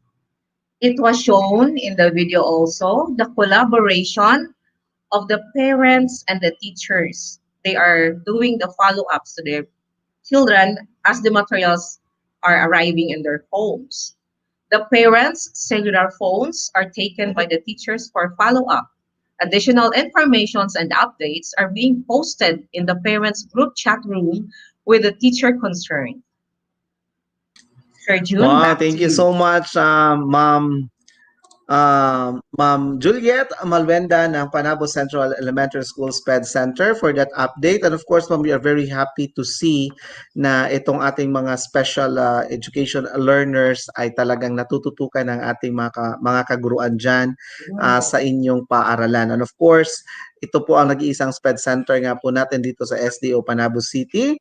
And we are very proud of that because we were able to cater really the needs, most especially of the gifted and talented learners that you are having there in your school. And thank you so much because there is really an intervention, although that is they are opted for modular, but then still it is really blended since nagkakaroon po kayo ng follow-up, nagkakaroon kayo ng constant communication with the parents on the progress of their learners. Ayan. So Sir Eric, do you want to add some? Learners, sir, if I may add, the learners who undergo the modular are those learners in the LSEN that having special needs. But our GT, the gifted and talented, are under the blended po. Okay, yes, under the blended. Actually, all of these modalities are in combination pa rin po. As one modality cannot work without the other, we are just only categorizing this into a specific modality so that the choices will also vary in terms of delivery. But all in all, so tulad nga po na sinabi ni Sir Mark C, all are really in blended mode. But then, we have to identify which is really that really fits to our learners' needs and to the community needs, to the parents that they really opted for with regards to these modalities. Sir Eric, do you want to add some? Sir John, narinig Yes niyo po. Morning, po Sir ako? Edu.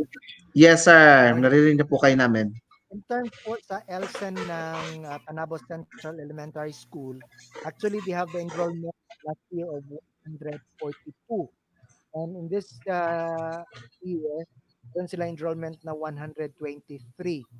And at the same time, dalawa kasing schools na nag-offer natin ngayon ng LSEN, na klase. And at the same time, doon sa Nanyo Central Elementary School, meron din silang enrollment na 8. No? And I hope Wow. na I hope Is yung dalawang mga po schools na yon. later. Yes, That's an ma'am. update po. It's a Okay. I hope yung sa Nanyo Central Elementary School, at least nag-partnership din kayo, ma'am, ha? In terms doon, para magtulungan po kayo para sa yung mga strategies na gagawin. Kasi dalawang schools lang kayo dyan nag-offer ng LSEN, ng mga learners natin with special needs. And I would like to congratulate the school for having this kind of activity, no, in relation to how you cater yung mga learners ninyo in relation to these new modalities that we have in the school. Ma'am, I would like only to ask, no, how about yung mga learners ninyo na yung modality nila is yung online? blended and modular po tayo dito sa Central, sir. Kasi the last time na yung may mga learners or parents na nag-online and some of the teachers like me are having an initial contact with the parents, we find it hard for the signal. So yung mga parents kinontak namin, nag-change na po sila ng blended kasi nahirapan po tayo sa signal. Hindi magiging tuloy-tuloy ang klase natin. Even before pa nag-start, wala pang August 24, nakapag-klase na po kami, no, in advance, parang initially. Actually, nakikita ko yung online ninyo, no, in teaching yung sa mga bata sa reading. Yun lang ang tanong ko, kasi gusto kong makita yung paano din yun dinideliver yung online nyo na class aside from yung sa kanina. So, yung sa inyo pala is blended, so dalawa yung online. May online at saka offline. Kapag mag-online kayo, ma'am, ano yung mga mood na preparations niyo? Mayroon mo din kayong classroom na ina-adapt for that online alone or punta doon ng teachers or doon lang sila sa kanilang individual gadget na gagamitin? Individual gadgets po, before mag-start ako ng klase, i-PM ko man na yung parents. Tapos, yung halos lahat, majority ng numbers ng parents ko ay doon sa V-call sila naka-anchor na platform kasi mahirapan sila mag-download ng Google Classroom kasi sa signal po. So, majority po sa ating parents dito sa Central ay ang option is ang blended saka yung modular. Okay, so thank you so much, Ma'am Juliet. Sir Eric, yung napansin po ninyo, si Ma'am Juliet, kayo din po ay magtuturo sa online, tama? Online learning? Tama Blended po ba? po. Sa blended. Sa blended. Okay, oo. So, a combination naman of online and offline. But then, ma'am, like with the previous schools na nag-present kanina sa atin, for example, with the Panabo National, kasi sa blended, ma'am, ay meron ding talaga mag-online din or meron din ganon. Meron ba kayong specific din na area dyan or classroom na tinatawag nating virtual classroom? Yun po ang, tama ba ako, Sir Eric? Yun po yung nais nyo ipunto with ma'am. Meron ba kayong in-identify dyan, ma'am, sa Central na specific room for teachers who will be teaching on the online platform? Yes, sir. Meron po. As of this moment, we have 2 air-conditioned rooms ready for that. And also our ICT. And we have another ICT near the HE. Ongoing pa po ang pagpapaganda ng isa. At saka yung ibang teachers na mag-blended din, meron din silang mga connections sa kanilang sariling bahay. Pwede din yun. Okay. Ayun. So Sir Eric, parang Sabay-sabay dalawang sa school. Oo, dalawa ang kanilang paraan. Oo, mahirapan kami pag may kami dito sa school. So yung mga teachers na may fiber connection sa bahay nila, pwede doon. Doon na sila mag-ano. But then, oo. But then meron talagang meron pa ring identified classroom for online. Ma'am, Learners tanong and lang, classroom. Ma'am, tanong lang, ma'am, kasi blended yung sa inyo. Okay po ba sa teacher? Kasi parang iniisip ko dalawang preparation ang gagawin yan sa teacher, no? Mag-online siya at saka mag-offline. And at the same time, yung criteria ng teachers na mag-online, baka mahirapan din siya. At the same time doon sa magawa pa ng module, and at the same time mag-online. Ano ba yung... Yes, sir. You're asking of the preparation, sir. As of this moment, ang ating mga master teachers po ay nandun sa ICT discussing on the blended. And the next part naman po na i-discuss ay yung tungkol sa modular. So we will have initially yung mga ICT core natin kasama si Roseville at saka si Madam Sara, yung mga ICT na mga educated people, tutulong yan sa atin. And also maybe we could ask help from the division office po about that. So ayun. So ibig sabihin ma'am, meron talagang tawag nito, i-strategize nyo pa rin po yung pagsasaayos ng at i-upskill nyo din yung inyong mga teachers Sure. dyan because talagang ito sa blended kasi all this will be done synchronously and asynchronously. And then of course, we understand that as in the process, talagang magiging dalawa yung approach na gagawin ni teacher. Kasi of course, maybe pagbibigay siya ng instruction online and then the follow-up will be in the offline which is ka po doon sa modular or dadalawin ba niya or bibisitahin ba niya. So ayan, at least ma'am, narinig namin sa inyo ngayon na meron na nagpa-planning na kayo for that at talagang ma-identify ninyo the process, the procedures to be followed when it comes to the delivery of the modality in blended learning. Early part of this month or last part of May, meron na po tayong mga group chats with the parents para naman hindi mabigla yung mga parents sa gagawin natin at saka yung teacher naman, no, parang in everyday meron tayong learning lalo na sa ating mga webinars na attended. Yan. Oh, so Sir Eric, ayun, meron silang ginagawang paghahanda din dyan para i-address yung ating the blended learning modality that is being offered by our Panabo Central Elementary School SPED Center, of course, particularly with the LSEN sa ating mga special learners, special education learners. Okay, Sir Eric, do you want to add some? If I may add, yung sa LC natin kasi malapit sila sa principal's office, meron tayong connection dyan ng internet. So, accessible yan ng mga teachers. So, kung gusto nilang mag-follow up sa kanilang mga children with special needs. Okay, ayun. So, Ma'am Juliet, if possible, na sana maipakita natin bukas yung mga naman po, yung mga areas na kung saan meron tayong isinasagawang pagsasaayos nga to be utilized by our online teachers, yung mga facilities natin. Oo, Okay. yung room, yung facilities para at least makita natin as we go on with the monitoring phase tomorrow, yung sa ating mga ginagawang paano naman natin ina-address yung pag-evaluate, pag-assess ng ating mga learners ay may pakita natin itong mga facilities na to, ready din, handa din para po sa ngayong pasukan para magamit din po ng ating mga kaguruan dyan.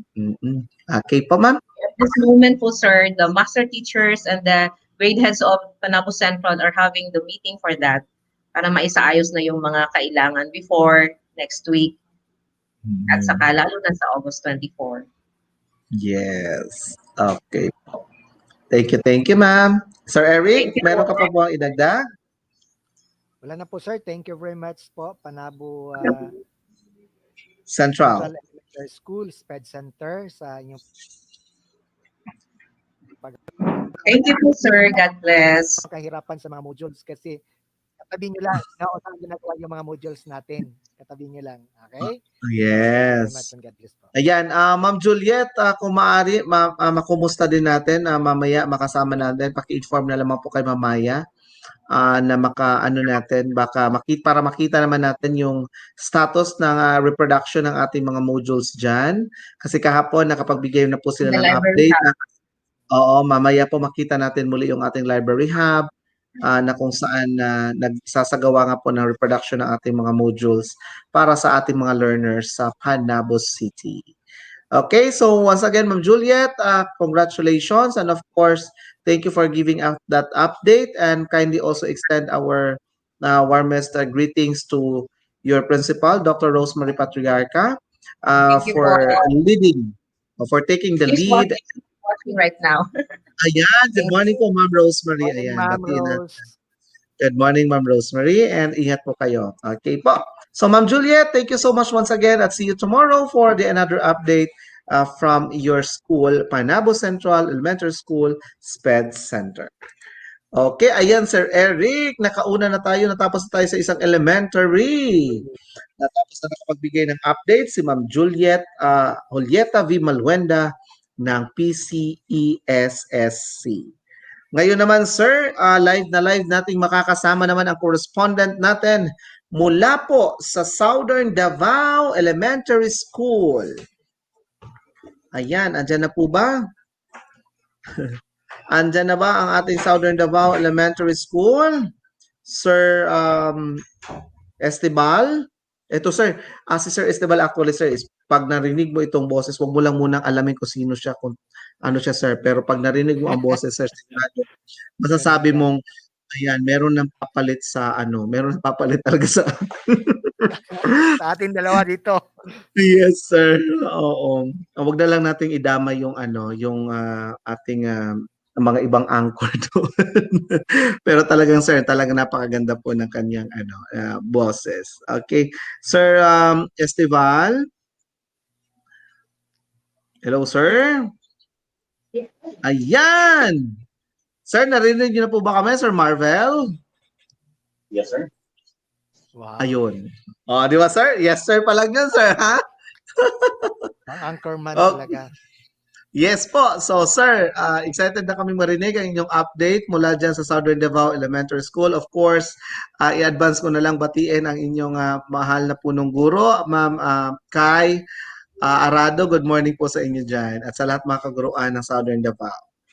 Go ahead po sir, Sir Marvel. Go po.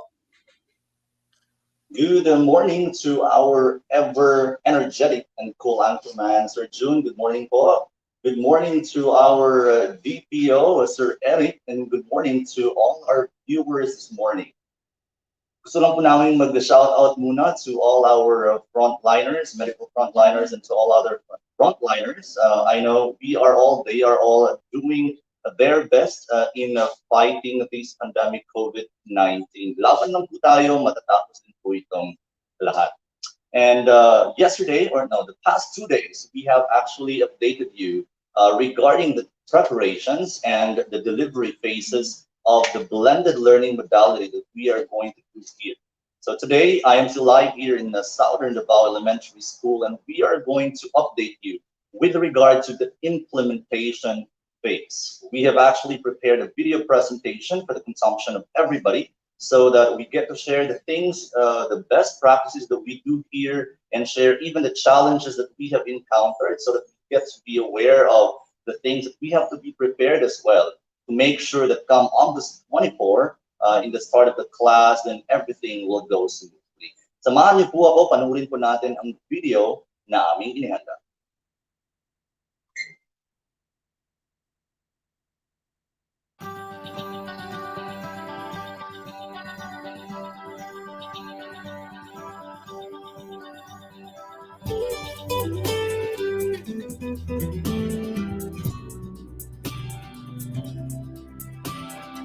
Okay, Daisy is already ready. April is already ready. All right, it seems like everyone is ready now. So let's now start.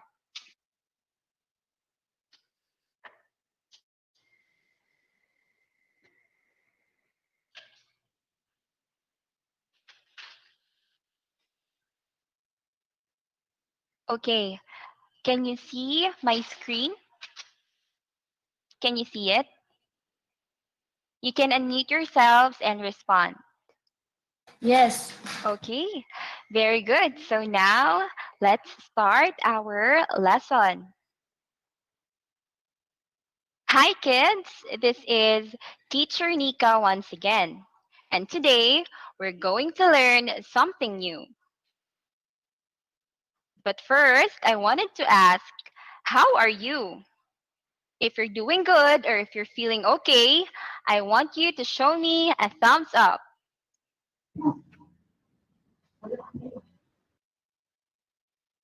All right, I can see kids doing thumbs up. How about the others? All right, well, it seems like everyone is doing good and is feeling okay. That's very good. Before anything else, we need to have our prayer. Who would want to lead our prayer? Yes, Nina Marie, please lead the prayer. Press the unmute button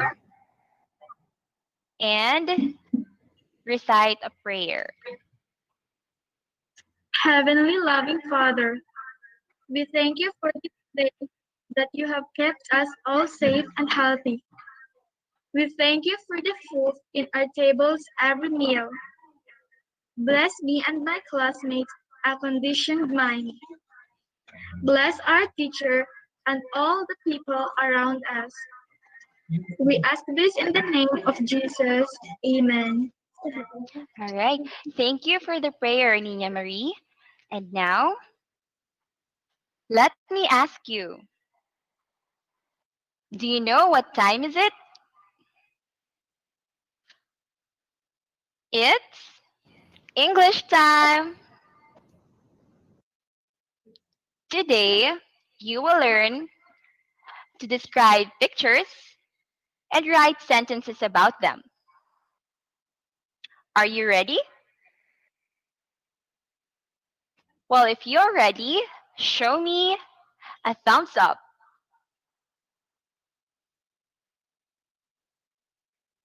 All right. Well, I can see lots of kids doing the thumbs up. That's very good. Now, let's start.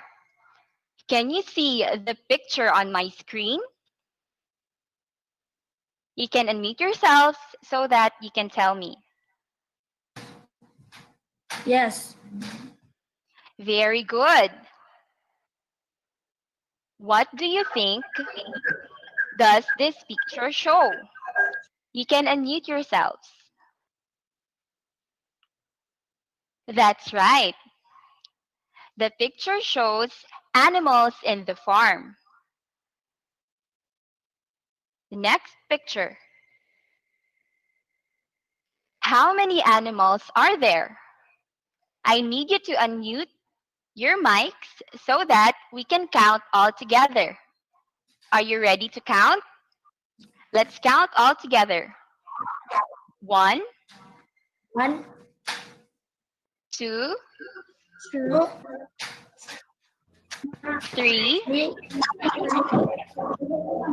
4. How many animals are in the picture? Very good. There are 4 animals in the picture.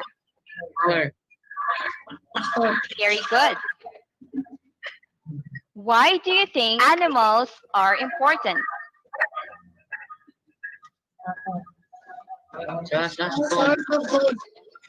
Very good. That's correct. Animals are important because they can be a source of food. What else? Animals are helpful. That's very good. That's correct. Animals are important. They are helpful. All right. You have answered my questions correctly. We will be having our review of our past lesson. In our past lesson, we have discussed about the 4 kinds of sentences. Can you still remember them? Yes. Okay. Yes, ma'am. Okay, so please read the sentence on your screen. The dog is biting a bone. Very good. This sentence starts with a capital letter and ends with a period or a full stop. This is what we call a demonstrative sentence. That's correct. Now let's proceed with our second sentence. Who can read our second sentence? Yes, Hazel? Is burning. Very good. The house is burning. The first letter of the sentence starts with a capital letter and ends with exclamation point. What do we call this kind of sentence? That's right. We call it an exclamatory sentence. Let's proceed to the next sentence. Who can read our fourth sentence? Yes, Eliza? Please help me wash the dishes. Very good. Please help me wash the dishes. The sentence starts with a capital letter P and ends with a full stop or a period. The thought of the sentence is to request or ask a favor. What do we call these kind of sentence? That's right. We call this an imperative sentence. Now let's proceed with our last sentence. Who can read the last How are sentence? you? How Yes, are you? Carlo? How are you? Very good. How are you? This sentence starts with a capital letter and ends with a question mark. What do we call these kind of sentence? That's right. We call this an interrogative sentence. Now, I'm going to present to you words that can be used or that you will hear from the story that I will read later on. Are you ready? Please show me a thumbs up if you're ready. All right, that's good. So, all together, please read the word on your screen. Cultivate. Cultivate. Cultivate. Cultivate. Cultivate. Very good. The word on the screen is read as cultivate. Who can read the meaning of cultivate? Yes, Harold. Prepare and use land for crops and gardening. Very well. Now let's proceed with our next word. All together, please read the word on the screen. Arrogance. Arrogance. Very good. That's correct. The word on the screen is read as arrogance. Who can read the meaning of arrogance? Proud and Yes, Carlo. Very good. That's correct. The meaning of arrogance is proud and boastful. Now let's proceed with our third word. All together, please read the word on the screen. Unique. Unique. Unique. Perfect. Unique. Unique. Who can read? That's right. Who can read the meaning of the word unique? Yes, Carlo? Being being the only one of its kind. Very good.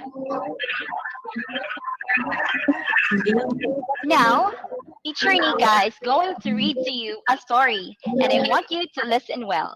Is that okay? Are you now ready? Okay, then show me a thumbs up. All right, very good. So now, let me start the story of the rose and Sampaguita. Long ago, there were two different flowers planted in front of Aling Diding's house. She cultivated the plants very well until one day they began to bloom. These flowers are rose and Sampaguita. Rose had red flowers. Sampaguita has white. Aling Diding spent most of her time picking weeds in the garden. For her, flowers gave a wonderful feeling. Every time people passed by, they stopped and looked at the flowers. Rose flowers caught people's attention due to their attractive colors. Rose had a romantic scent. Rose became popular in town. She was very happy because everybody said she was beautiful. Rose symbolized love. On the contrary, her heart was full of hatred and arrogance. She even teased Sampaguita as a nasty flower for not having a good scent and a catchy color. Sampaguita never argued with Rose. She remained calm and true to herself.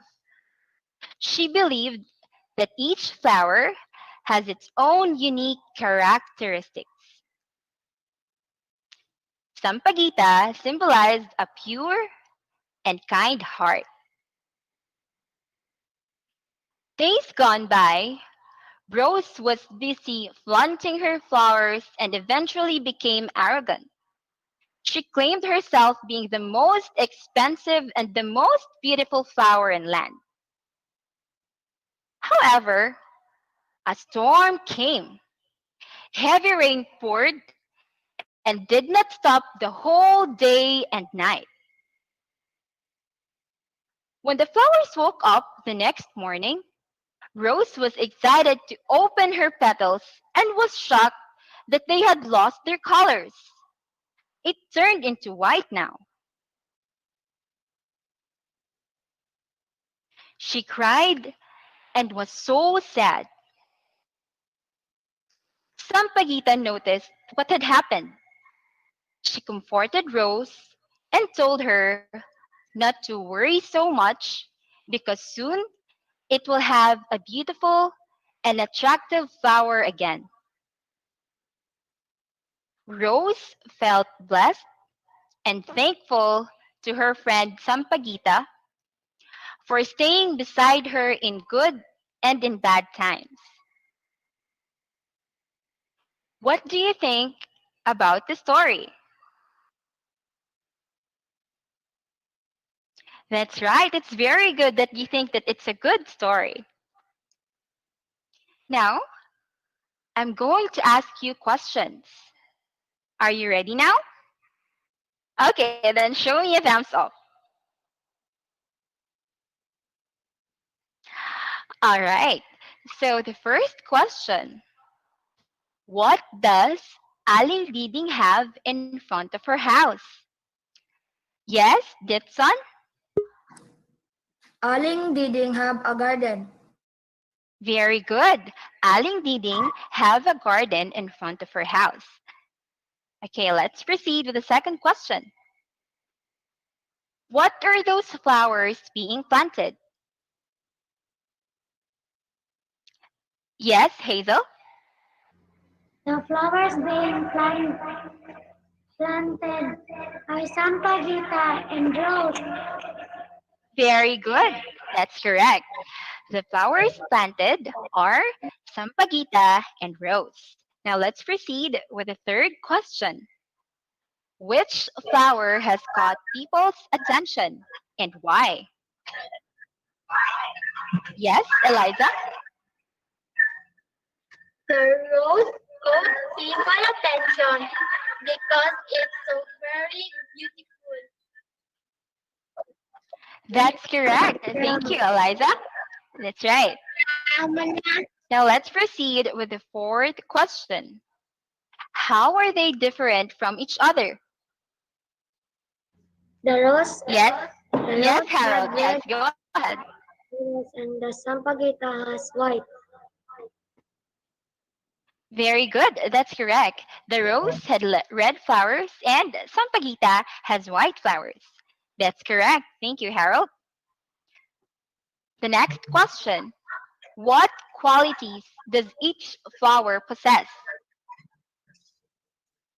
The rose has beautiful Yes, red Giselle? color and and the Sampaguita has white. The rose has thorn on its stem. The Sampaguita does not. Very good. That's correct. Now, let's proceed with the sixth question. What was rose being symbolized to? How about Sampaguita? Yes, Nina Marie? Rose symbolize love, while Sampaguita symbolize a pure and kind heart. That's correct. Thank you, Nina. Let's proceed with our last question. If you were Sampaguita, what best advice can you give to Rose? Yes, Carla? I will advise her to stay humble and always be good. Very good. That's a very good advice, Carlo. All right. Okay. So you have answered my questions very clearly and very accurately. Congratulations. And to that, let's do a virtual clap. Yay!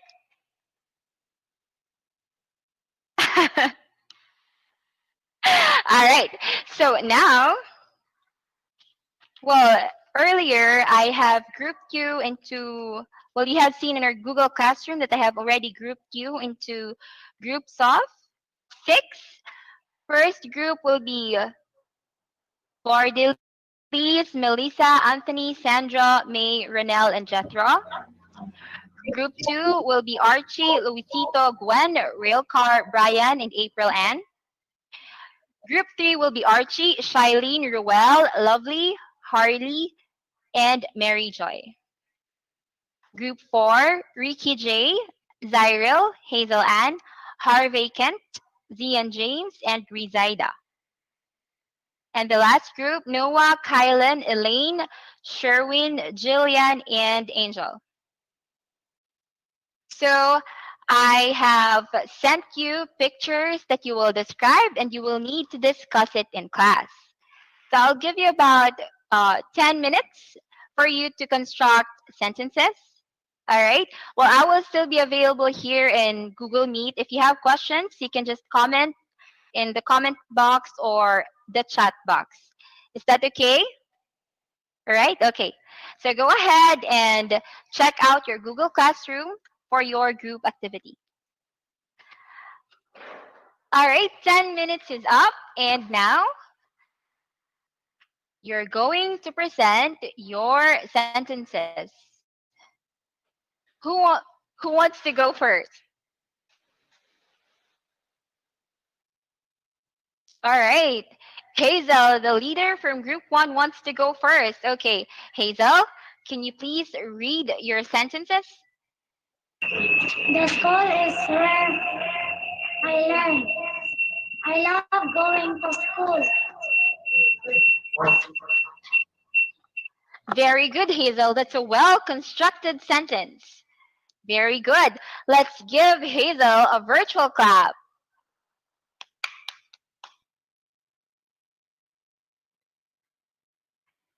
All right. Now, who wants to volunteer next? Okay, yes. Eliza from group 3. Please read your sentences. This is my school, but I will not go here for now. I can't go to school yet because of the pandemic. Wow, well, that's a very well thought sentence, Eliza. Very good. Let's give her a virtual clap. All right, okay.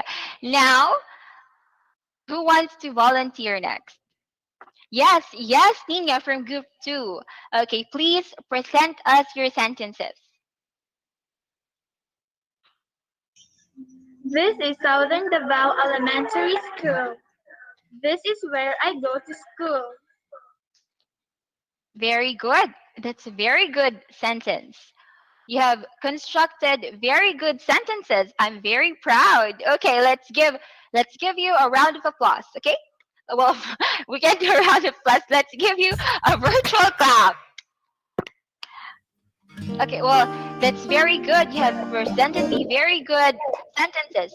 Well, we still have one last group left. Okay.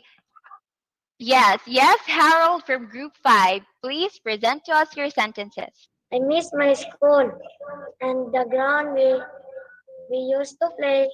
I can't wait to see my teacher, teacher again. Very good. Yeah. Very good, Harold. I can't wait to see you again, too. That's a very well constructed sentences, you guys. All right, it seems like you have really understood how to make or how to describe pictures. That's very good. Everybody, let's give ourselves virtual claps.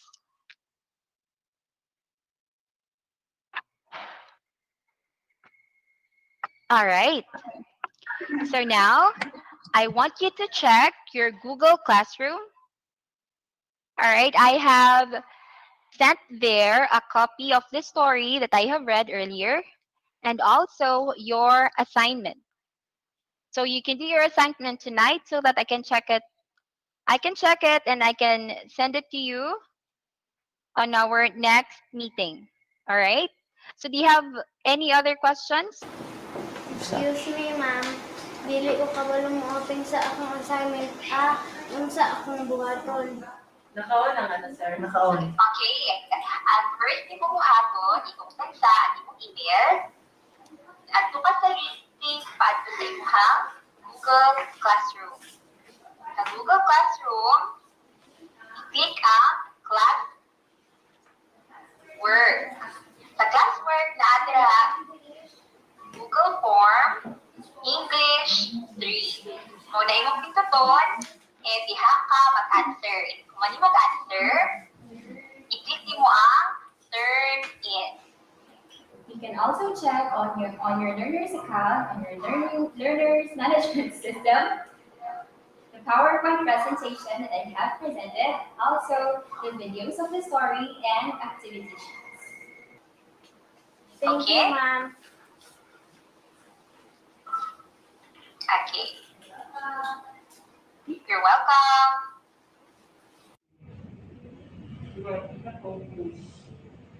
Any other questions? Right. On your module, I have included like a CD drive.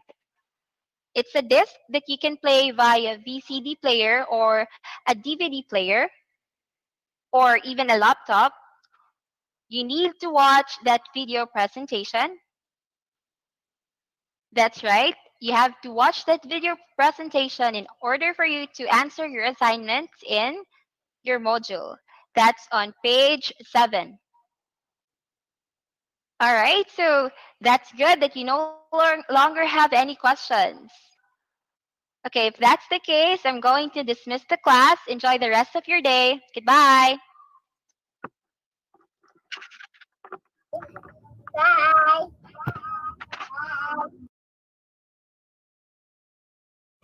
Innovation, integration, industry-based learning, inspiration. This is the division of Panabo City, the forefront of eradicating illiteracy.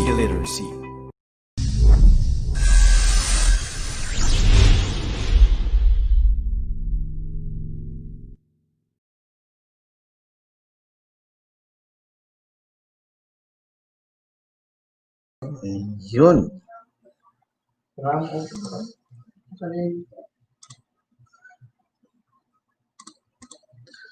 Okay. Sir Eric? Sir, hindi namin narinig yung boses niyo po. Yes, sir. Ayun, so Sir Eric, yun, nakita natin na ang update from Southern Davao. Nais natin makausap si Sir Marvel. Sir Marvel. Sir Marvel Esteban, are you with us? Sir Marvel. Parang nawala siguro Ayun. yung signal niya, sir. Yes, balikan natin si Sir Marvel. Ayan, okay, para dito na. Sir Marvel! Yes, sir. Naririnig ko na po kayo. Naririnig niyo po ba ako? Ayun. Yes, sir. Yes, sir. Loud and clear po. So, sir, any additional pa po ninyo bago kami magtanong ng ilang mga katanungan lamang para Yes, sa sir. paglilinaw? Go ahead, sir. Morning once again to you, Sir June and Sir Eric.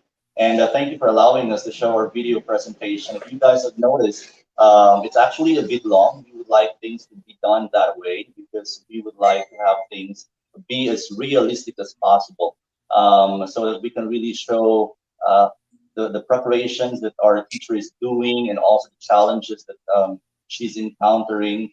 And just to thank you for letting us finish our video presentation for today. And actually, Mom Nika, the teacher being featured in that video, is a grade 3 pupils on that video. She's with me right now, and I will be asking her some questions so that we will be able to identify the challenges that she encountered and some other things that she experienced on that video or on that presentation. And just give me one moment. I'll go ahead and talk to.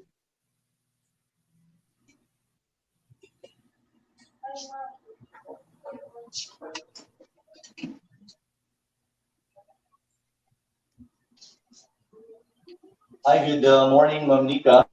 Okay, I am pleased. Earlier, there. I've seen the video presentation, and you did quite well on that video. No, you did very well on that video, in spite of all the challenges that you have encountered. But I know that you are the one who knows everything that happened on that video or on that class. So I would like to know exactly the challenges that you have encountered.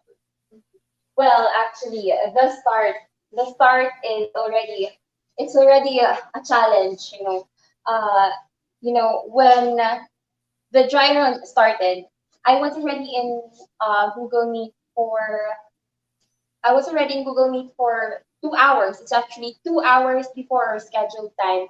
I believe it is wise that I was already online 2 hours before the scheduled time because I was able to assist the learners on connecting to Google Classroom and to Google Meet because it's their first time doing it, and I help them with it. Also, furthermore, on our scheduled time, my expected learners would be at least 30. But due to internet connections, very poor internet connections, I was only able to have at least 21 learners. And I was able to proceed with it anyways. So yeah, those were just few challenges. Number one and the biggest challenge is actually the poor internet connection. All right, thank you so much for clarifying that, ma'am. And I also would like to ask with regard to the lesson. Baka kasi sabihin ng iba na si ma'am o si sir kumuha lang ng lesson kahit saan. So I would like to know the basis of the lesson. Is it still connected or correlated to or with the curriculum? Yes, definitely. Definitely. The Department of Education is doing its best with regards to the new normal. We actually have the MELT, and our modules are actually quality assured. So rest assured, everything is very much organized, and everything is very important for the learners to learn. Okay. And I've also noticed in that video, one pupil, if I'm not mistaken, was having a difficult time with accessing the assignment because I think there was no connection. And if that happens, I believe we have some interventions that we can do to help that pupil. What do we do exactly? That's correct. With the Google Classroom, I every after class I upload the recorded video of the whole class. Mhm. So they don't get behind if in case they weren't able to attend the class due to the poor internet connection. As soon as they're gonna have a better connection, they can have it reviewed in there. We Mhm. also have the learner management system in LMS that they can access even if they're offline. All right, that's a great news because it means that no one will be left behind. That's so all the pupils can go ahead and check their LMS, their Google Classroom, so that they will be able to access those information or the recorded video of the class. That's very right. well. And another thing, ma'am, because then again, right now, since we are doing the blended modality, we are not only dealing with the modules, we are also dealing with computers or internet connection. I would like to know how prepared the teachers are. Let's say, for example, when it comes to troubleshooting the internet connection? Are you guys prepared? Are you guys trained for it?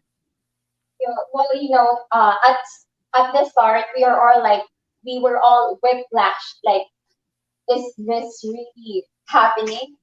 Like, are we really gonna do this?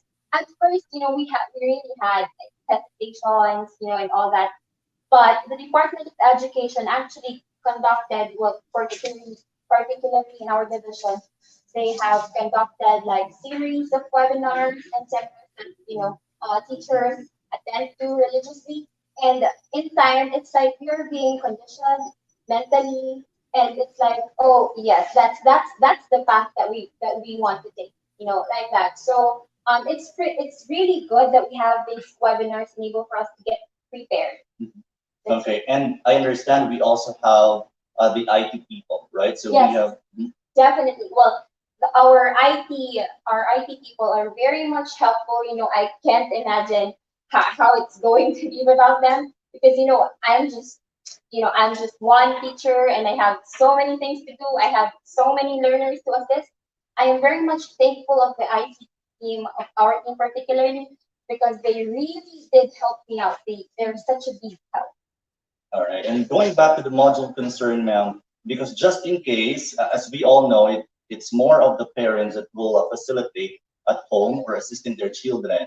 Just in case they will have some concerns or questions about the module or the lesson, how will they be able to contact us? That's right.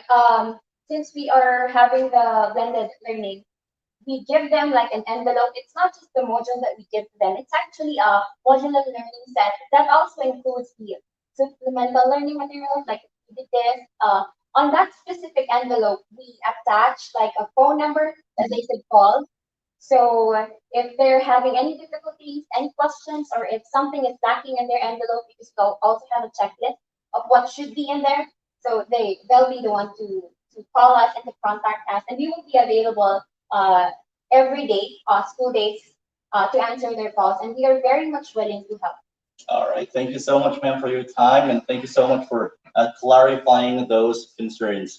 And yes, Sir Eric and Sir June, those are basically the things that we are doing in preparation of the opening of the class. That's the implementation phase. And uh, with regard to the schedule of the releasing of the modules, then we have three different ways of doing it. First, of course, our social media. Southern Davao Elementary School has an official Facebook account, and we are really active in there. So our parents and even the pupils can go ahead and check it, so that they will be informed. If they don't have internet connection, they can go ahead and coordinate with our Purok leaders, the barangay officials. As what we mentioned yesterday, we also have the Purok Leaders Initiative. So they are well informed of the schedule. And one last thing, just to make sure that we are not going to miss anything or anyone, we are also going to send out a text message to our parents to ensure that they are informed about the schedule. So there's no need to worry. Just a message to everyone, and to all the parents especially, no need to worry about the schedule of the releasing of the modules. We will keep you updated. And that's the update so far from Southern Davao Elementary School. Do you have some questions, or June? Ready? Yes, first of all, we would like to congratulate, of course, Southern Davao for having the initiative to show us that video on how you are going to implement your modality, no? So I just want to have clarifications. You opted to have the dry run for blended, am I right? Blended learning? Yes. Is that correct, sir? Hello, sir, Yes. Marvel. Okay, so since this is a blended learning, and as I have observed with the video presentation, the teacher who simulated for that in that video instructed na merong CD, merong yung kit na yun ay may package, tama sir, no? Parang yung learner's kit ninyo, merong module, may CD, other learning materials na kakailanganin ni learner. So ibig sabihin sir, yung laman ng CD na yun ay already pre-recorded. at the same time parang instructional video na rin yon na lalabas doon in partner with the module na ibibigay nyo sa learner. Tama ba, sir? Yes, sir. That is actually correct. Then again, we mentioned yesterday that we would like to continue providing quality education. So all the means that we can do, we are doing it to ensure that our pupils will have the kind of education they deserve in spite the presence of the pandemic right now. Yes, sir. And just to follow up, sir, no, yung kanina, sir, na setting, kasi we have seen that there is an interaction of teacher and the students and the learners inside a virtual podium, or shall we say it's a virtual classroom like Google Meet. Is this is this only for those who opted for blended at the same time doon din sa modular since blended nga po yung approach natin, or ito ay specific for online learners? Ano po itong ano nito, sir? Proseso or kagamitan, or paano ito dinideal with that modalities mentioned po? It is actually for blended learning, sir. What we do here in Southern Davao Elementary School, we have 3 days for online classes. That's Monday, Wednesday, and Friday. Tuesday and the Thursday, that would be for the module part.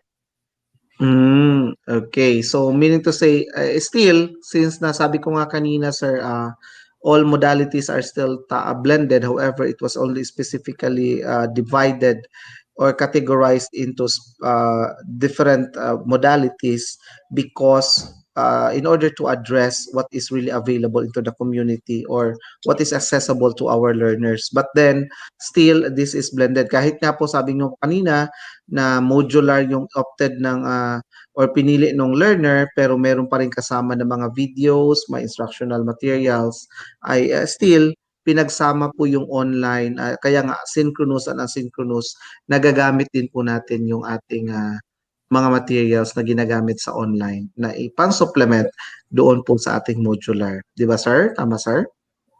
Tama po. Okay. So, Sir Eric, do you want to add some or more? I would like to congratulate the Southern Davao Elementary School, no, for having this simulation, no, of their online. And at the same time, it really relates to the school because talking of their enrollment, sumubra po sila yung enrollment nila vis-a-vis with last year na enrollment. Well, in fact, they are having 105.35%. So ganyan kalaki yung enrollment ng Southern Davao Elementary School. Wow. Yeah, ang ibig sabihin niyan, so talagang maganda taga yung communications nila doon sa school sa komunidad ng Southern Davao kasi maraming na nag-enroll sa kanila, no? Maganda yung ginawa nilang intervention to inform the school. Well, in fact, questions ko lang po dito, sir, no, Marbel, regarding sa online na klase. Lahat po ba ng schools na teachers ninyo magkakaroon ng blended or selected lang po?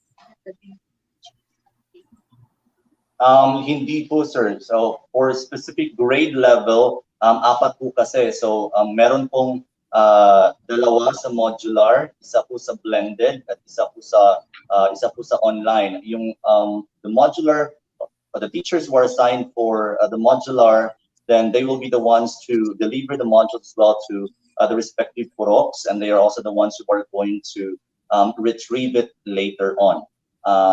So, sa bawat grade level, ulitin ko lang po, sa bawat grade level, meron pong apat na teacher na naka-assign. Isa po doon ay para sa blend online, dalawa po ay para sa modular.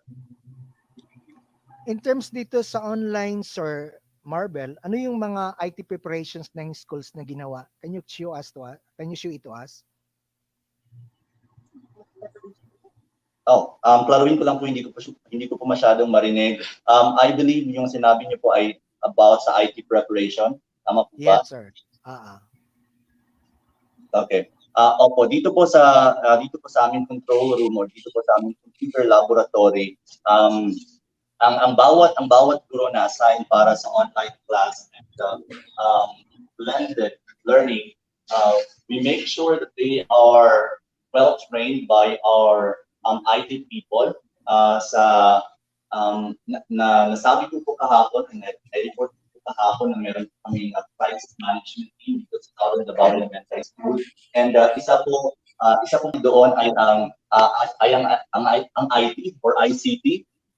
Assigned po doon ay si Ma'am Cheryl May Kaningbing. And if our teachers will be having some concerns with regard to technicalities, or if they are having difficulties with regard to the platform being used, where to go, what to do, then specific people are already assigned to assist them to make sure that we will be able to deliver on every day, not every day, but on specific days that we are going to have online classes. Yes. Yun, Sir Eric. Sir Go Marvel, ahead po. the additional question, Sir Marvel. Kasi nakita ko kanina gumamit ng Zoom. Yung Zoom kasi is only 14 minutes. Inyo sa per applications, nagkuha ba kayo ng license niyan, or you are going only to adopt the yung free?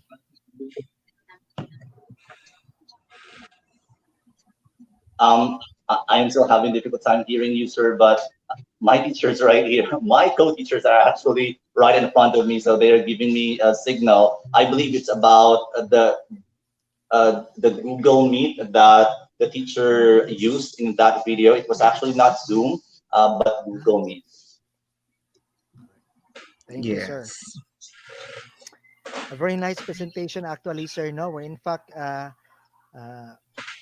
dadami pa yung enrollment siguro sa inyo, yung hindi pa nakapag-enroll kapag makita niyo yung presentations ninyo, especially yung mga nasa lower grade level, no? Kasi na-enjoy nila yung how do you deliver the goods to the learners. Salamat po. Yes. Actually, Sir Eric, nung nakaraang araw, that was Monday, naipakita nila sa atin na yung kanilang paghahanda, napakita nila yung kanilang itong laboratory na pinaglalagyan ngayon na pagbabalita ni Sir sa atin, pagbibigyan ng update. Yan po ang kanilang ComLab at saka Sir, yung palibot po niyan, kung maaari ba nating i-show while I am having a conversation with Sir. Yung nakapaligid dyan, sir, ay nakaano yan, sir, parang merong mga may mga specific protocol yan. Meron na mga cover online teachers, nakakategorize po yung area nila dyan. Isa yun sa paghahanda nila, sir. And of course, yun nga sinabi ni sir, meron silang quad team or yung tinatawag na quad teaching. Apat po sa bawat grade level, composed of 2 for modular, one for the blended, and one for itong pure online. Kasi baka magkalituhan, ano, bakit may blended naman, mag-online naman pa, modular. Di po, itong online kasi specific talaga, online talaga sila nag-uusap nito lahat, every details. Ito naman blended ay pinagsama ng online at saka modular. So, yun po. At saka yung pure modular. So, may nakatoka talaga, sir, ng mga kaguruan dyan. So, with that initiative, sir, I'm pretty sure na those modalities being opted by their learners ay talagang madi-deliver din ng maayos ng mga naka-assign ng mga teachers dyan. At kaya nga po, sir, I'm also very excited to see tomorrow on how they are going to do the monitoring, the retrieval, on how they are going to perform these tasks. Kasi, of course, nasa implementation tayo ngayon. Kung nakita nyo nga po, sir, nagklase na kanina si ma'am, tapos nung nakarang araw, nagsagawa na ng modular distribution. At least bukas, sir, makikita naman natin na how they capture the progress of the process, no? Kasi na ipapakita yan sa atin bukas ng ating mga correspondents paano ngayon sinusundan yung proseso na nabigay na yung module, ano na ginawa doon sa module, ano ginawa ni bata, ano ginawa ni teacher, yun yung makikita natin bukas. And of course, yung sa proseso mismo on how they are going to evaluate, to assess the learners performance doon nga po sa ano natin, sa ating tawag dito, presentation ng ating Southern Davao correspondent na si Sir Marvel Estival. Ayan. So, abangan natin yan bukas, sir. Makikita natin kung paano nila i-monitor, no? I-present nila into the public kung paano gagawin ng panabuans ng mga teachers yung pag-monitor ng mga progress ng learners to ensure na quality talaga ang ma-deliver ng ating mga teachers. Oo. Yes, sir. Kasi pa nga po, hindi po nagkakaiba, kundi talagang pareha ang approach or yung matututunan, hindi pala approach, mali ako doon. Yung matututunan ni learners na nag-opt ng modular, na-opted for online and opted for blended, they have the same instruction, the same content delivery. It only differs into the approach of on how they intervene, how they interact with that kind of modality that they have selected as the enrollment was being taken. Ano po. Okay, so Sir Marvel, once again, congratulations and thank you so much for the update that you have given to us from Southern Davao Elementary School. And once again, sir, extend our congratulations to the teachers of Southern Davao ES and of course to your principal, Ma'am Kai Arado. Thank you so much and congratulations sa inyo. Thank you so much, sir. Actually, my co-teachers are right in front of me right now with all smiles, and Mom Tai is on the other side. She's also monitoring right now. And thank you so much for your time, Sir Eric. Sir June, I'll see you once again tomorrow. And I am Marvel Isabel reporting live from Southern Davao Elementary School here in Southern Davao Elementary School. We care, we share, we excel because SDS is the best. Good morning. Ayan. We care, we share, we excel because SDES is the best. Ayan, yan talaga sir ang kanilang tagline. Yan ang kanilang talagang pinaka ano nila, tawag nito, yung signature ng school na yan. So once again, Sir Marvel Estibal, maraming salamat sa iyong oras at panahon na ipinagkaloob sa atin sa live feed ng inyong update. Patungkol pa rin po yan sa DLDM dry run. Thank you, and happy lunch po sa inyo. Mabuhay po kayo. Okay, so ayun Sir Eric, nakatapos tayo ngayon sa ating sa pang-umaga nating mga mga updates or mga correspondence natin for the schools. To dalawa tayo, nakatatlo ba tayo? Tama ba ako ilan ang bilang ko? Dalawa. Yes, Dalawa. dalawa. Dalawa sa Dalawa elementary. sa elementary. Meron pa tayong tatlo mamayang hapon, sir. Of course, we will resume at 1:30.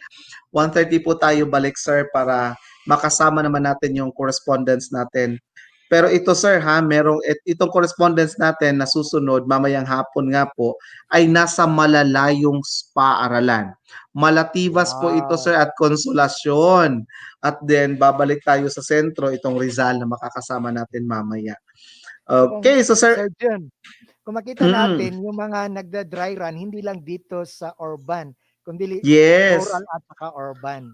Yes So, po, Sir ganda. Eric, Yung definitely. quality Yes na po. deliver is dapat equal. Doon kung ano yung doon sa itaas, dapat dito din sa center. Yes po, Sir Eric. So, Sir Eric, bago tayo mag-break, magpaalam sa ating mga audience, sa nanonood sa atin, sa lahat ng viewers. Sir, any words po na nais po ninyong sabihin sa kanila? Paalam nyo na po at ngayon po makikinig na rin po kami. Go ahead, sir. Thank you very much po sa lahat ng mga Panabuans. Maraming salamat po sa inyong pagsuporta sa Department of Education, Division of Panabo City. Ganda yung turnout natin ng mga enrollment. Yung mga learners pa po na nandyan pa po, hindi pa po nagpa-enroll, you can enroll now to the schools para hindi mahirapan ang schools po sa pag-select ng inyong modalities. Baka later on, natapos na yung schools sa paggawa ng mga module, may magdagdag pa. So dapat ngayon pa po, alam na ninyo po at na ibigay nyo pa sa schools na doon kayo magpa-enroll sa kanila. We still have 88% in the entire population of Panabo City Division. May mga 12% pa po na hindi pa po nakapag-enroll. So I encourage you go to the schools. And I would like also to congratulate all the school heads for the support, especially in the tagging of enrollment in the Learners Information System. And at the same time, for the strong support din sa ating Division Planning Officer na si Sir Kier Infesto po na talagang 24 hours nag-monitor sa lahat ng mga schools, yung mga issues and concerns nila in relation to the utilization of the Learners Information System. Nandyan siya palagi sa lahat. Thank you very much. And of course, all the teachers who are always with us, serving our people in Panabo. Mabuhay ang Panabo City Division. Thank you very much po.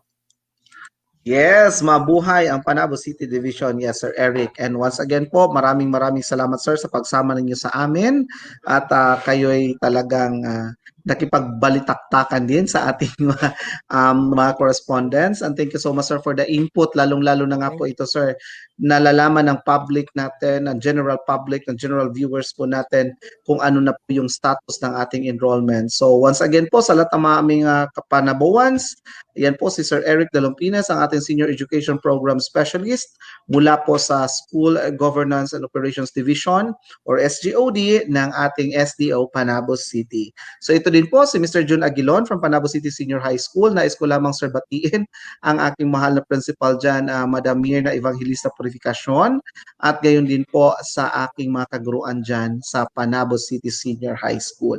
Thank you for watching at saka kita-kita po tayo muli mamaya 1:30 po ng hapon para po sa pagpapatuloy ng ating SDO Panabo City Dry Run on Distance Learning Delivery Modalities Updates Day 3, August 5, 2020. And again, magpapaalam na po kami. Sir Eric, samahan niyo po ako sa pagbibilang. Simulan po natin sa 5. Ayan. 5, 4, 3, 2, 1. Bye-bye. God bless and happy lunch, everyone. See you this afternoon. Innovation, integration, industry-based learning, inspiration. This is the Division of Panabo City, the forefront of eradicating illiteracy.